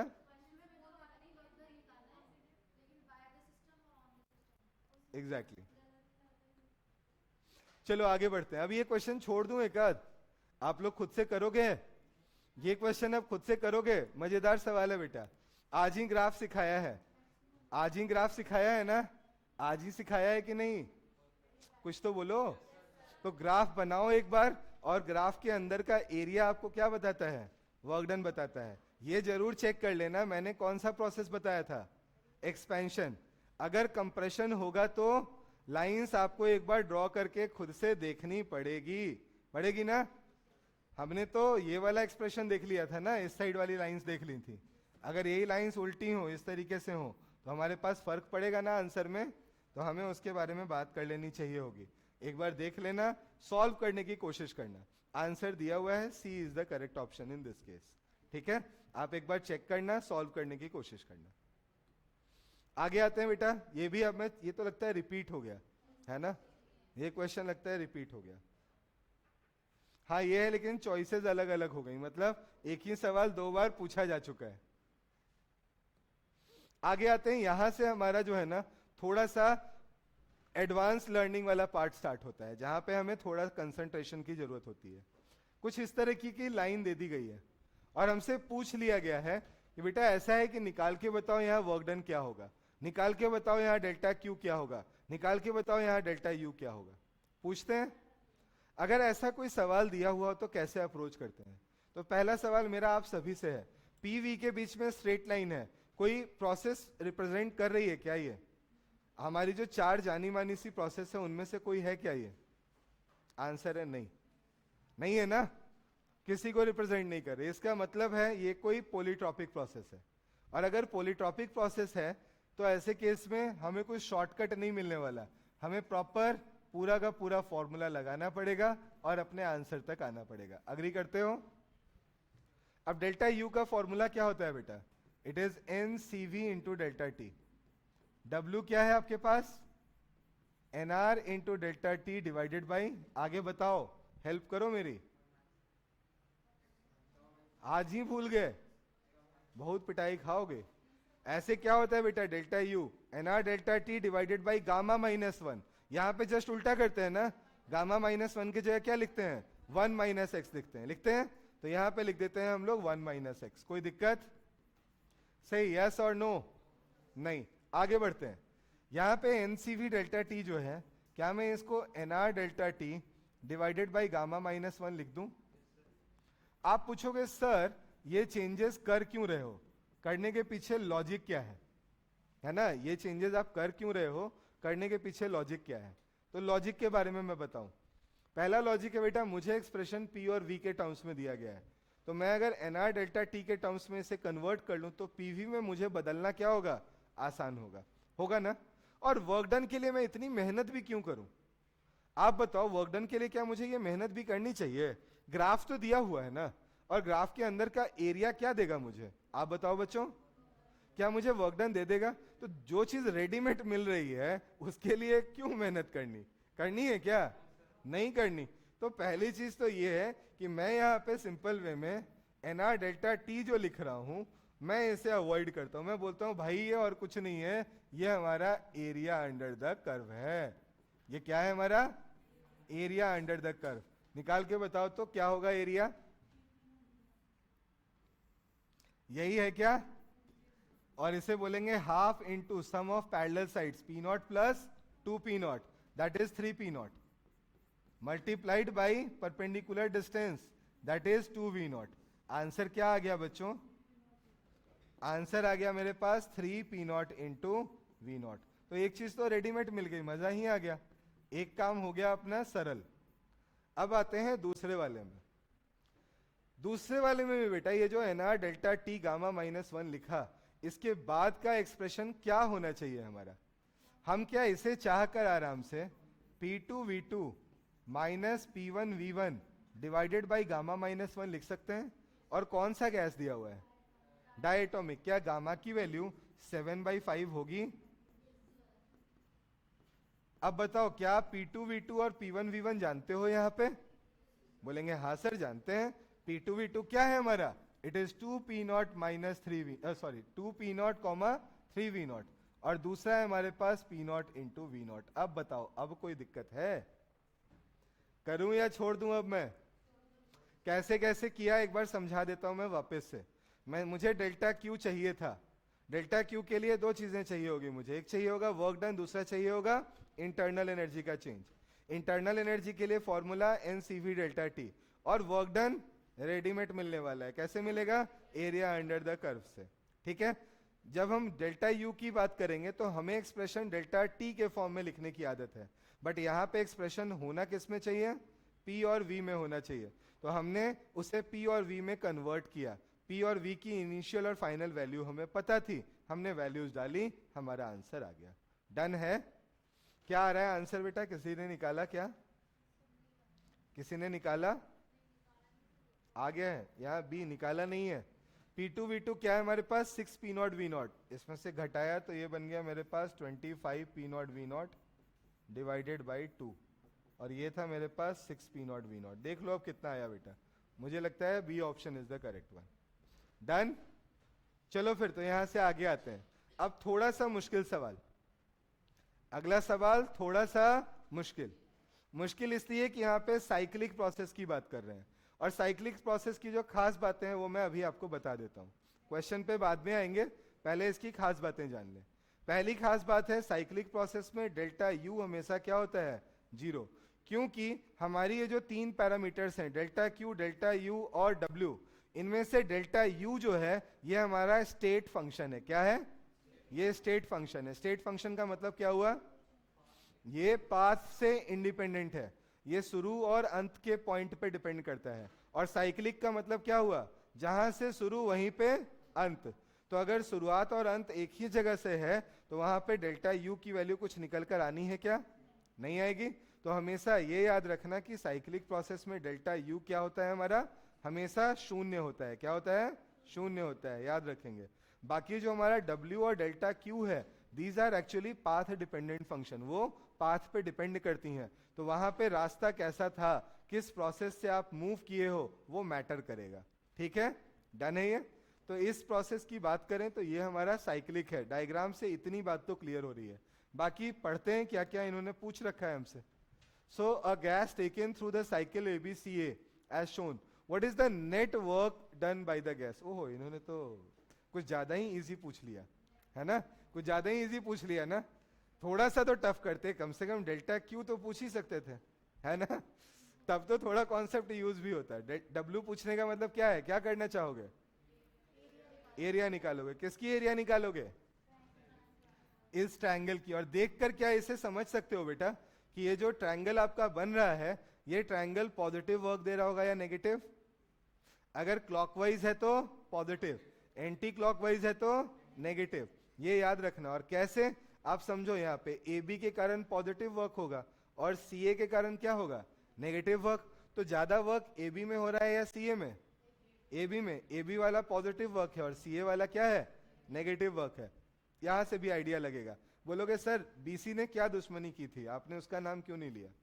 क्यों नहीं लिया? क्यों नहीं लिया? पीछे से बालिका बताओ जल्दी, क्यों नहीं लिया? ऑप्शन में नहीं था इसलिए। बहुत बढ़िया आंसर। और कोई? वॉल्यूम कांस्टेंट है। ये जो लाइन है बेटा, इसका एरिया कहाँ निकालोगे आप? यहाँ तो वॉल्यूम कांस्टेंट है ना, और वॉल्यूम कांस्टेंट है तो वर्क डन को क्या होना पड़ेगा? जीरो होना पड़ेगा। कोई दिक्कत है इसमें? नहीं। आगे बढ़ते हैं, है ना, आगे की बात करते हैं। क्या इसको सॉल्व करना है मुझे? क्या आएगा आंसर? 1000। 2 और 7 मतलब ये हो गया 5, यहां हो गया हमारे पास 4, तो हाफ इंटू 4 इंटू 5, बाकी यूनिट्स डालने होंगे, है ना, तो 10। ठीक है बेटा, 1000 सही बोल रहे हो, बिल्कुल कर लोगे ना? पीछे वाले बालकों और बालिकाओं होगा? चलो फिर तो यहां से आगे बढ़ते हैं। यहां से आगे अब हम थियोरिटिकल पार्ट है बेटा। अगर मैं सेकेंड लॉ ऑफ थर्मोडायनेमिक्स की बात करूं ना, तो यहां से बेसिकली हमारा थ्योरी वाला पोर्शन ज्यादा प्रोमिनेंट हो जाता है, यहाँ पे वो पढ़ना ज्यादा जरूरी है। इसके ऊपर दो बहुत अच्छे सवाल बनते हैं, एक रेफ्रिजरेटर वाला और दूसरा हीट पंप वाला, सॉरी हीट पंप, या आप बोल सकते हो हीट इंजन वाला। तो इनके बारे में बात करेंगे, उससे पहले ये जो थियरी वाला पार्ट है इसको कवर करते हैं। अगर हम सबसे पहले बोलें कि हमारा फर्स्ट लॉ का लिमिटेशन क्या क्या था, तो पहला लिमिटेशन आप क्या बोलोगे बेटा? भाई सब कुछ पता चल गया, delta Q, delta U, W सब पता चल गया, डायरेक्शन पता चला क्या? नहीं पता चला ना। तो फर्स्ट लॉ जो है ना, डायरेक्शन ऑफ फ्लो नहीं बताती है, कहां से कहां एनर्जी का फ्लो होगा ये हमें पता नहीं है ना, देखकर आप नहीं बता सकते। आपको जब तक वैल्यू नहीं दी रहेगी कि सिस्टम ने काम किया, सिस्टम के ऊपर काम हुआ, जब तक ये मेंशन सारी चीजें नहीं होंगी तब तक आप ये पता नहीं कर पाओगे। लेकिन हम तो ये जानते हैं ना कि टेम्परेचर जहां हाइयर है और जहां लोअर है, तो हाइयर से लोअर की तरफ हीट का फ्लो होता है। तो ये चीजें जो है ना वहां पे क्लियरिटी के साथ एक्सप्लेन नहीं हो पाई। ठीक है। दूसरा पॉइंट था हमारा, it does not predict whether the process is spontaneous और नॉट। खुद से होगा कि नहीं होगा, आप दोगे तो होगा या अपने आप होगा, इसे पता नहीं था। ठीक है ना। तीसरा क्या पॉइंट था, in reality heat does not convert completely into work. हम सभी जानते हैं ना, कुछ ना कुछ इफिशिएंसी किसी का 100% हो सकता है क्या? नहीं हो सकता है। लेकिन जो अभी हमने फॉर्मूला पढ़ा था उससे तो हो सकता था ना। डेल्टा यू जब 0 था तो क्या डेल्टा क्यू डब्ल्यू के बराबर आ रहा था? तो डब्ल्यू डेल्टा क्यू से हमारा आंसर आता, हम बोलते कि हमने हीट को क्या किया, पूरी तरीके से वर्क डन में कन्वर्ट कर दिया, कह सकते थे ना। बट ऐसा एक्चुअल में पॉसिबल होता नहीं है, और वो इस लॉ से कहीं पे क्लियर हुआ नहीं। तो ये तीनों आपसे किस तरीके से पूछ सकते हैं कि इनमें से कौन सा स्टेटमेंट फर्स्ट लॉ की लिमिटेशन की तरह यूज किया जा सकता है। तो आपको ये स्टेटमेंट्स दिमाग में होने चाहिए कि ये क्या है। इसने ये बताया नहीं कि डायरेक्शन ऑफ हीट फ्लो क्या है, प्रोसेस स्पॉन्टेनियस है कि नहीं है, ये नहीं बता पाया। और तीसरा सबसे इंपॉर्टेंट वाला पार्ट कि इफिशियंसी 100% होती है, ये 100% नहीं होती है, ये भी ये एक्सप्लेन करने में एबल नहीं था। तो अब ये किया किसने फिर? बहुत सारे साइंटिस्ट आए, उन्होंने बहुत सारे स्टेटमेंट्स दिए। उनमें से 2 स्टेटमेंट्स को हमने सेकेंड लॉ ऑफ थर्मोडायनेमिक्स के तौर पे रख लिया। पहला जो स्टेटमेंट था वो दिया था केल्विन प्लैंक स्टेटमेंट्स के नाम से हम जानते हैं। पहला केल्विन और प्लैंक ने एक स्टेटमेंट दिया था जिसे हम केल्विन प्लैंक स्टेटमेंट्स के नाम से जानते हैं। बहुत इंपॉर्टेंट सा था, छोटी सी बात उन्होंने बोली थी। भाषा लंबी हो सकती है, जो भावार्थ है ना, जो उससे निकल रहा है कंक्लूजन, वो बहुत छोटा सा है। वो क्या है? हाँ वही, इमोशंस जो है ना वो थोड़े ज्यादा थे, ज्यादा बाहर आए, बट जो उसका आंसर था वो बहुत छोटा सा था। उनका कहना था कि जो इफिशियंसी है वो कभी भी 100% नहीं हो सकती। तो सिंपल वर्ड्स में उन्होंने इतना बोला कि किसी भी प्रोसेस की इफिशियंसी 100% हो ऐसा पॉसिबल नहीं है। इसको स्टेटमेंट में कैसा लिखा? No process is possible whose sole result in the absorption of heat from a reservoir and complete conversion of heat into work। तो हीट को पूरी तरीके से किसमें, वर्क में कन्वर्ट करना पॉसिबल नहीं है। तो मैंने जो भी बोला छोटा सा statement, eta is not equal to 100%, है ना, ये 100% के बराबर नहीं होना। दूसरे जो साइंटिस्ट हैं उनका नाम है क्लॉसियस। क्लॉसियस ने हमें डायरेक्शन के बारे में आइडिया दिया। उन्होंने बोला कि कभी भी हीट का जो फ्लो होगा ना वो हायर टेम्परेचर से लोअर टेम्परेचर की तरफ होगा। लोअर से हायर की तरफ अगर आपको हीट को फ्लो कराना है तो you have to do some external work. और मुझे ऐसा क्यों फील आ रहा है कि मैंने कहीं कुछ पंप के बारे में आपसे बात की है? कभी की है क्या पंप के बारे में बात? मैंने क्या बोला था कि जब कभी भी लोअर एनर्जी से हायर एनर्जी पे आपको लेकर जाना है ना, तो हम क्या यूज करते हैं? पंप यूज करते हैं। यहां पे वो पंप क्या होगा? हीट पंप होगा। ठीक है ना? तो ये दोनों स्टेटमेंट्स क्लियर हैं। सेकेंड स्टेटमेंट को पढ़ भी लेते हैं। No process is possible whose sole result is the transfer of heat from colder object to hotter object। Cold object से हॉटर ऑब्जेक्ट की तरफ स्पॉन्टेनियसली खुद एनर्जी ट्रांसफर हो, हीट एनर्जी ट्रांसफर हो, ऐसा पॉसिबल नहीं है। डन? डन? चलो आगे बढ़ते हैं यहां से। एक सेकेंड, हो भी गया, तेरे बोलते बोलते हो गया। बड़े बच्चों आगे, यहां तक क्लियरिटी आ गई सभी को?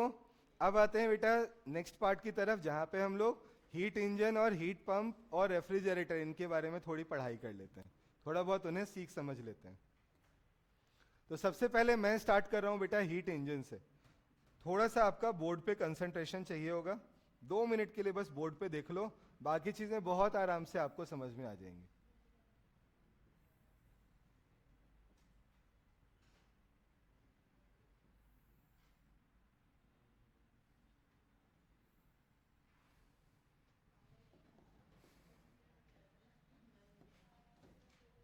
तो बच्चों ध्यान से बोर्ड पे देखते हैं।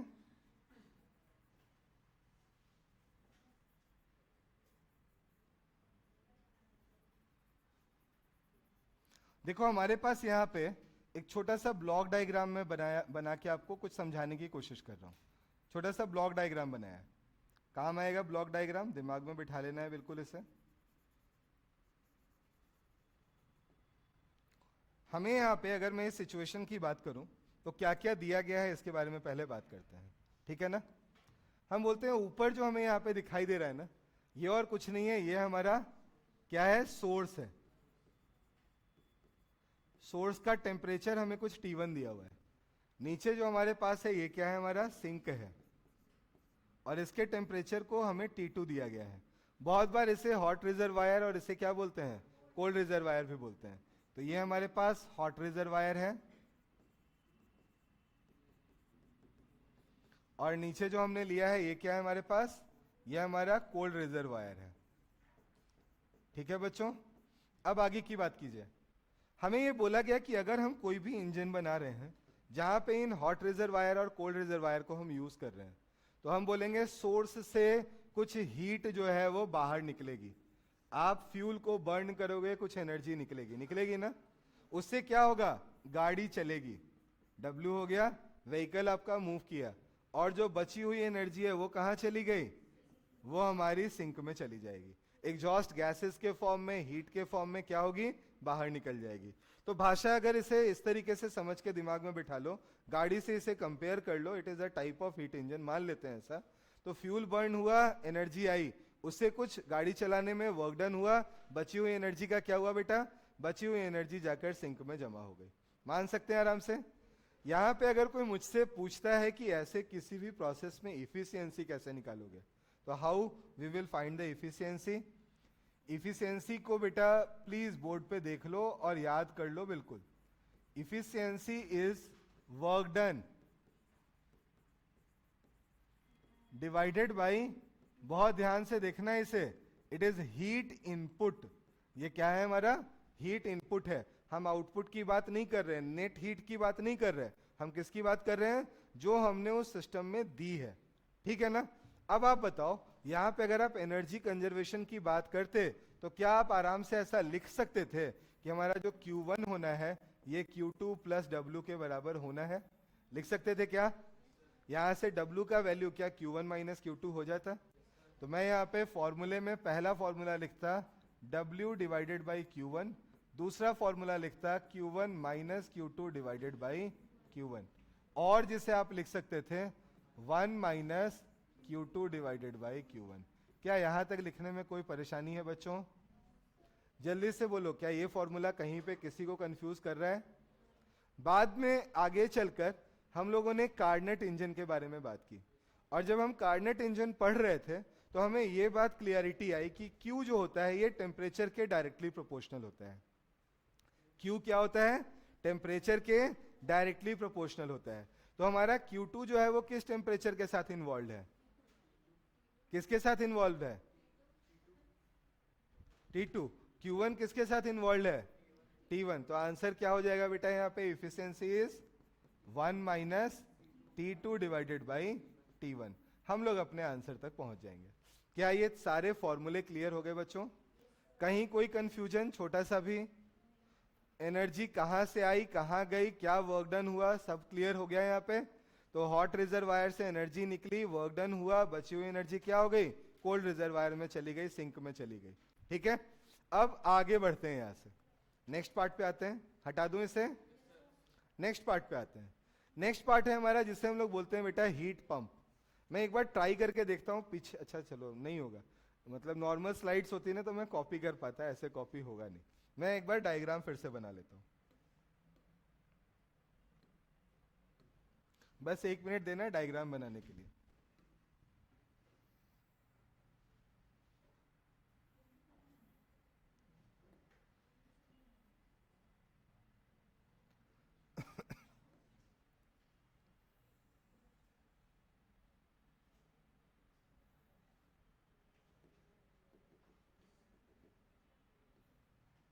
अरे यार सॉरी।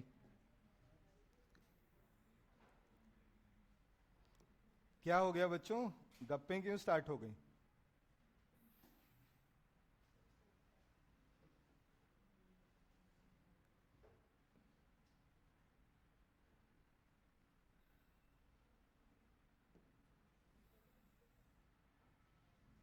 ध्यान से देखते हैं बच्चों फिर से। देखो इस बार भी हमारे पास क्या है?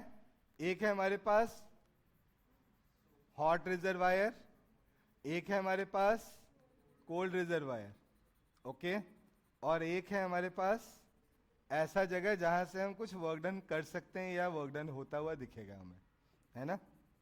अब देखो इसको भी समझने की कोशिश करते हैं। इस बार है क्या सिचुएशन? हमारे पास जो हॉट रिजर्वायर है ना, हमारे पास जो हॉट रिजर्वायर है वो यहां कहीं पे है, जिसको आप लिख रहे हो हॉट रिजर्वायर। टेम्परेचर इसका T1। नीचे है हमारे पास कोल्ड रिजर्वायर, और यहां पे क्या है आपके पास? Temperature T2। अब ध्यान से पहले तो पढ़ लो इसको। हीट पंप क्या डिवाइस है? पंप का काम आप क्या करने वाले थे? लोअर एनर्जी स्टेट से हायर एनर्जी स्टेट पे आप हीट को ट्रांसफर करने वाले थे, यही था ना? तो यहां पे क्या कर रहा है हीट पंप हमारा? It removes heat from the lower temperature and rejects it at the higher temperature. तो हमने इस बार निकाला कहां से बच्चों? कोल्ड से। कितना निकाला? नोटेशन नहीं बदलते, Q2 कोल्ड से जुड़ा हुआ क्या था? Q2 था, Q2 लिख देते हैं। गया कहां? Q1 यहां, और बाहर से इसमें क्या करना पड़ा? कुछ वर्क करना पड़ा। आप सोच के देखो, घर में फ्रिज है या रूम में एसी लगी है, एसी के बारे में बात करते हैं, या ऐसा मान लो ना, एक छोटा सा और दूसरा एग्जांपल लेता हूं मैं। एक एग्जांपल और है हमारे पास, एसी का ही पहले तो ले लेते हैं। एसी क्या करता है? इस रूम में जहां पे कम हमारे पास टेम्परेचर है, यहां से कुछ हीट को एक्सट्रैक्ट करता है। इलेक्ट्रिसिटी के कारण उसके ऊपर वर्क होता है, और फिर फाइनली ज्यादा एनर्जी क्या होती है, बाहर एग्जॉस्ट के फॉर्म में निकल जाती है। कभी एग्जॉस्ट वाले बाहर वाले पैनल के सामने जाकर देखा है आपने, कितनी गर्म हवा निकल रही होती है।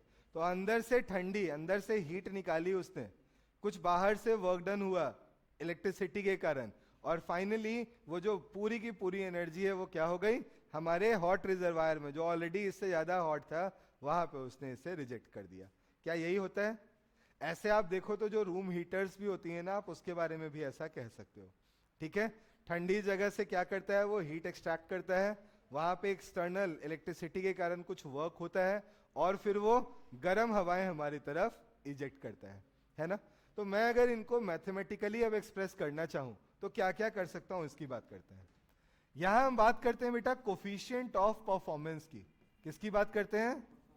Coefficient of performance. इसे रिप्रेजेंट करते हो आप बीटा से, और बीटा का फॉर्मूला कोई बताना चाहेगा? It is actually heat rejected divided by W। तो Q1 बाई W से आप क्या करते हो, इसे एक्सप्लेन करते हो। अब बाकी चीजें तो सेम है ना। Q1 था क्या बेटा, क्या ये Q2 प्लस W के बराबर था? से यस और नो। तो अगर मैं सिर्फ इतनी सी बात का ध्यान रखूं तो मैं लिख सकता हूं beta is equal to Q1 by W, और it is equal to Q1 divided by Q1 minus Q2। और अगर मैं चाहूं तो इसे क्या लिख सकता हूं बेटा, क्या मैं इसे 1 divided by 1 minus Q2 by Q1 भी लिख सकता हूं क्या? से यस और नो। और सिंस Q हमारा T के प्रोपोर्शनल होता है तो आपके पास एक और एक्सप्रेशन आ जाना है, 1 divided by 1 minus T2 by T1। क्या कहीं पे कोई कंफ्यूजन है? यहां एक बहुत प्यारी सी बात है बेटा, हम बोलते हैं हमारा जो बीटा पंप होगा ना, यहाँ पे ये जो बीटा पंप होगा, it will be equal to 1 divided by efficiency of engine. क्या ऐसा लिखने में कोई दिक्कत है? आप देखो वही फॉर्मूला है ना, वहां आप W बाई Q1 लिखते हो, यहाँ पे क्या है, Q1 बाई W है। तो आप बोलते हो कितना हीट हमने रिजेक्ट किया by doing 1 joule of work is basically known as coefficient of performance. Done है। अब इससे जुड़ा हुआ नेक्स्ट पॉइंट आता है बेटा, ये थोड़ा सा शांति लग रहा है आपकी तरफ से, नहीं समझ आया क्या? ये हमने क्या किया, 1 जूल वर्क करके कितनी एनर्जी यहाँ पे रिजेक्ट की है, इसके बारे में हम बात कर रहे हैं। अब 1 जूल एनर्जी खर्च करके आपने कितनी एनर्जी जो है एब्जॉर्ब की है, अगर हम इसकी बात करें तो इसे हम लोग क्या कहते हैं, रेफ्रिजरेटर। तो refrigerator is also a type of heat pump, special type of heat pump है, जहां पे हम लोग क्या करते हैं, energy extracted per unit work के बारे में बात करते हैं कि हमने जो 1 जूल वर्क किया उस वर्क से वहां पे एनर्जी कितनी एक्सट्रैक्ट हुई। एक्सट्रैक्टेड एनर्जी क्या Q2 थी। तो इस बार आपका फॉर्मूले में क्या फर्क आने वाला है, अगर हम यहाँ पे बीटा रेफ्रिजरेटर की बात करें तो हमारे पास ज्यादा फर्क नहीं आएगा बेटा, हम बस देखेंगे प्रीवियस वाले में ही, beta refrigerator it is equal to, बोलो जल्दी, Q2 divided by W। Q2 is Q2, W को आप चाहो तो Q1 बाई Q2 आराम से लिख सकते हो, कोई दिक्कत नहीं है। ऊपर न्यूमरेटर और डिनोमिनेटर दोनों में Q1 से डिवाइड कर दो बेटा। तो क्या यही एक्सप्रेशन आपको Q2 by Q1 divided by 1 minus Q2 by Q1 नहीं दिखने लगेगा? से यस और नो? दिखेगा? कुछ तो बोलो, दिखेगा। अब बताओ इसको चेंज करने का फायदा क्या हुआ? चेंज करने का कुछ तो फायदा होगा ना, तभी मैंने ये किया है। हाँ बेटा, बहुत बढ़िया। हम जानते हैं, वी ऑलरेडी नो कि हमारी इफिशियंसी क्या होती है, 1 minus Q2 divided by Q1 होती है ना। आप अगर इसे यहां सब्स्टिट्यूट करो तो क्या Q2 बाई Q1 को 1 माइनस इफिशियंसी लिख पाओगे? तो ये बन जाएगा 1 minus efficiency divided by efficiency. ये हमारे पास एक और फॉर्मूला हो गया। डन है। टेम्परेचर के फॉर्म में इसे एक्सप्रेस करना चाहो तो क्या लिखोगे बच्चों? यहां से आप इसे लिख सकते हो, it is T2 divided by T1 minus T2। यहां से आपको आंसर आएगा। डन। तो यहां तक बेटा हमने सीख लिया। अब इसके एप्लीकेशन को आप करके मुझे दिखाओगे एक क्वेश्चन में। तो फॉर्मूले मैंने आपको सिखा दिए। रेफ्रिजरेटर में रिजेक्टेड या एब्जॉर्ब्ड, कौन सा लिया है? एब्जॉर्ब्ड। हीट पंप में रिजेक्टेड, और इफिशियंसी निकालने में इंजन के लिए क्या किया है, work done divided by heat input के बारे में बात की है। ये तीनों एक्सप्रेशंस याद रहे तो फिर आगे दिक्कत नहीं होनी है। अब इस पे सवाल देखते हैं। सवाल 1 मिनट, कार्नेट पढ़ने के बाद है क्या? ओके, कोई बात नहीं। मैं थोड़ा सा जो है ना एक और पॉइंट बता दूं, फिर क्वेश्चन पे आ जाते हैं, है ना बच्चों। इसे ध्यान से देखना, बहुत प्यारा एक्सप्रेशन है।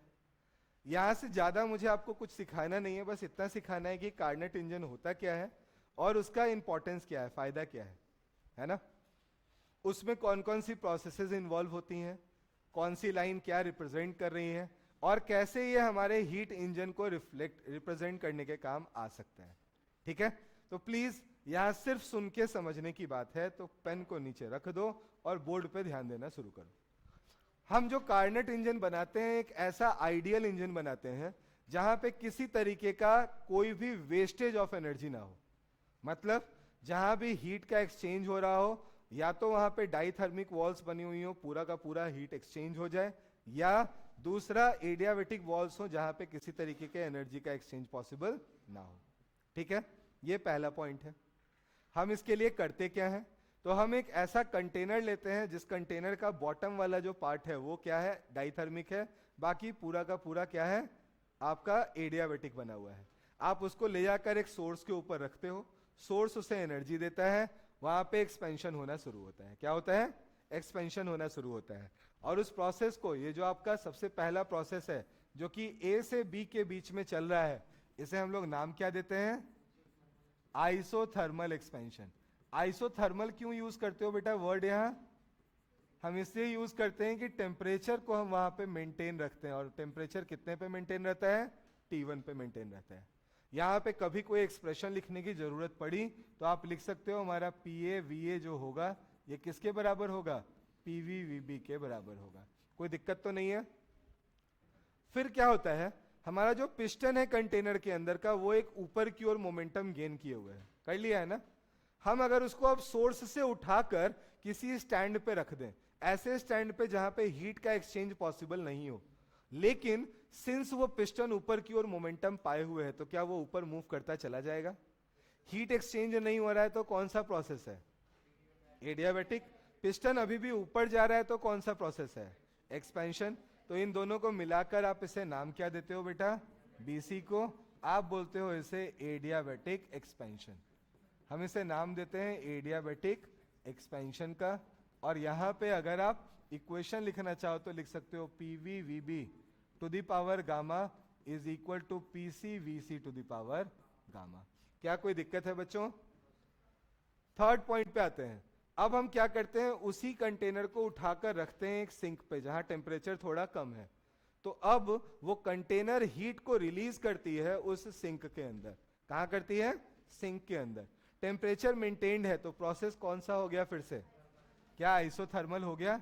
और सिंस नीचे की ओर हीट रिजेक्ट हो रहा है तो क्या इस बार कंप्रेशन होना स्टार्ट हो गया होगा, पिस्टन नीचे आना स्टार्ट हो गया होगा, तो हम इसे आइसोथर्मल कंप्रेशन कहते हैं। ये हो गया हमारा PC VC is equal to PD VD। Next point पे आते हैं बेटा।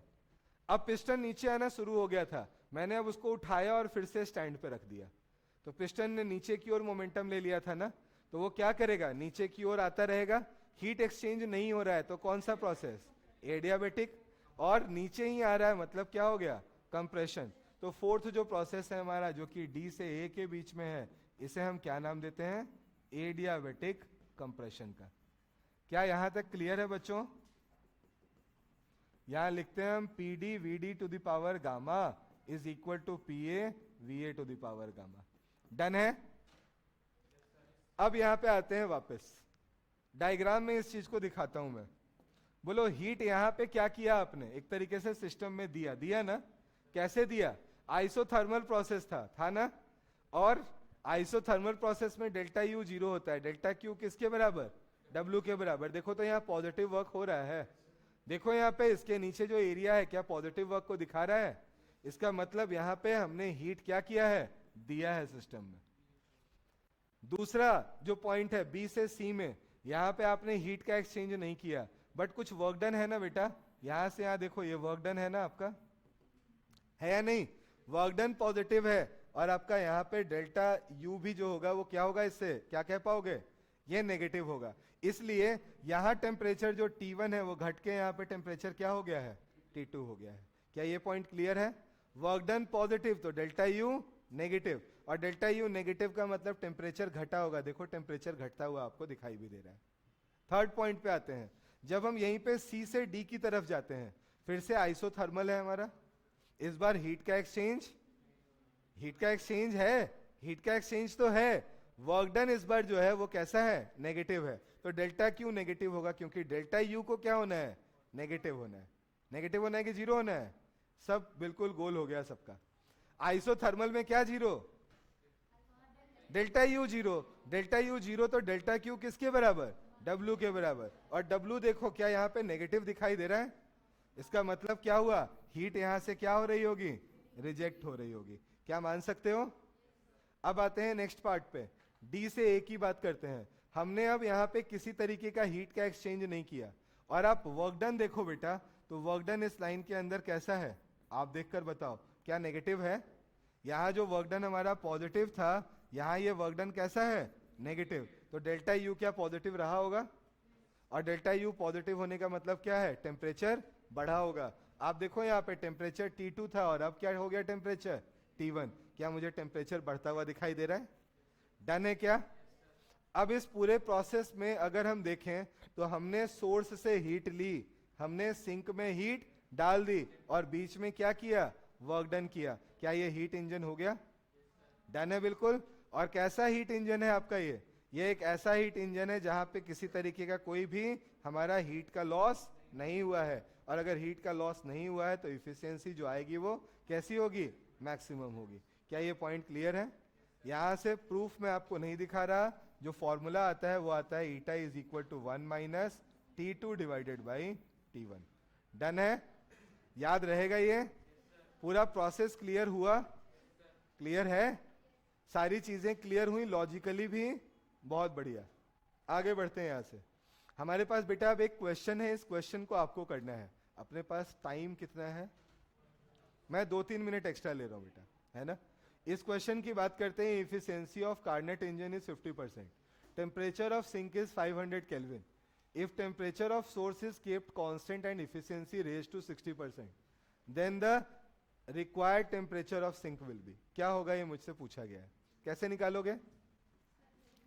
हम बोलेंगे efficiency is 0.5 and it is equal to 1 minus T2 by T1. So from here automatically we can say na T2 by T1 is equal to 0.5 and T1 is equal to twice of T2. T2 आपके पास था ना, क्या T1 आपके पास आ गया बेटा? आगे आते हैं, सेकेंड पार्ट पे आते हैं। इफिशियंसी बढ़ा के कर दी है 0.6, तो अब होगा 1 minus T2 dash by T1, यही होगा ना। यहां से आप लिख सकते हो क्या, आपका जो T2 डैश बाई T1 होगा it will be equal to 0.4 होगा। क्या देखकर बताओ। तो यहां से T2 डैश की वैल्यू क्या आ गई बेटा? क्या आप 400 केल्विन कह सकते हो? हमसे पूछा क्या गया है, यही पूछा गया था ना। हम लोग सीधे सीधे कौन से ऑप्शन के लिए जाएंगे? सी ऑप्शन के लिए। तो ये होगा बेटा the way by which you have to approach the question. आपके पास सारी वैल्यूज होंगी, you have to just arrange them systematically, automatically आप अपने आंसर तक पहुंच जाओगे। ठीक है। लास्ट एक छोटा सा पॉइंट है बेटा, पॉइंट बता दूं मैं। यहां एक है जिसे आप बोलते हो कार्नेट थ्योरम। कार्नेट थ्योरम ऐसे, अब इसमें कुछ ऐसा नया नहीं है जो आप पढ़ने वाले हो, लेकिन दोनों को सुन लो एक बार। रीजन ये है कि आपसे पूछ लें कि इन स्टेटमेंट्स में से कौन सा कार्नेट थ्योरम नहीं है, तो आप कैसे बताओगे? जानना पड़ेगा ना। तो एक बार बस सुन लेते हैं इसको।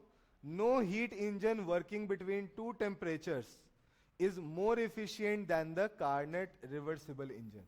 कार्नेट रिवर्सिबल इंजन से ज्यादा इफिशियंसी वाला कोई भी इंजन पॉसिबल नहीं है। क्या ये पहला पॉइंट क्लियर है बेटा? आगे आते हैं। दूसरा बोला गया है all reversible heat engines working between the same to temperatures having same efficiency what ever the nature of the substances. हमसे किसी ने पूछा कि हीट इंजन के बारे में बात कर रहे हैं, तो वहां पे कौन सा हमने मीडिया लिया था? किसी ने पूछा क्या? वहां वाटर था मीडियम में, पेट्रोल था, डीजल था, किसी ने पूछा क्या? नहीं पूछा ना। इसका मतलब है उस मीडिया की यहाँ पे कोई भी सिग्निफिकेंस नहीं है। तो ये दूसरा बोला गया कि यहाँ पे आप कौन सा सब्सटेंस ले रहे हो, उस सब्सटेंस का नेचर यहाँ पे मायने नहीं रखता है।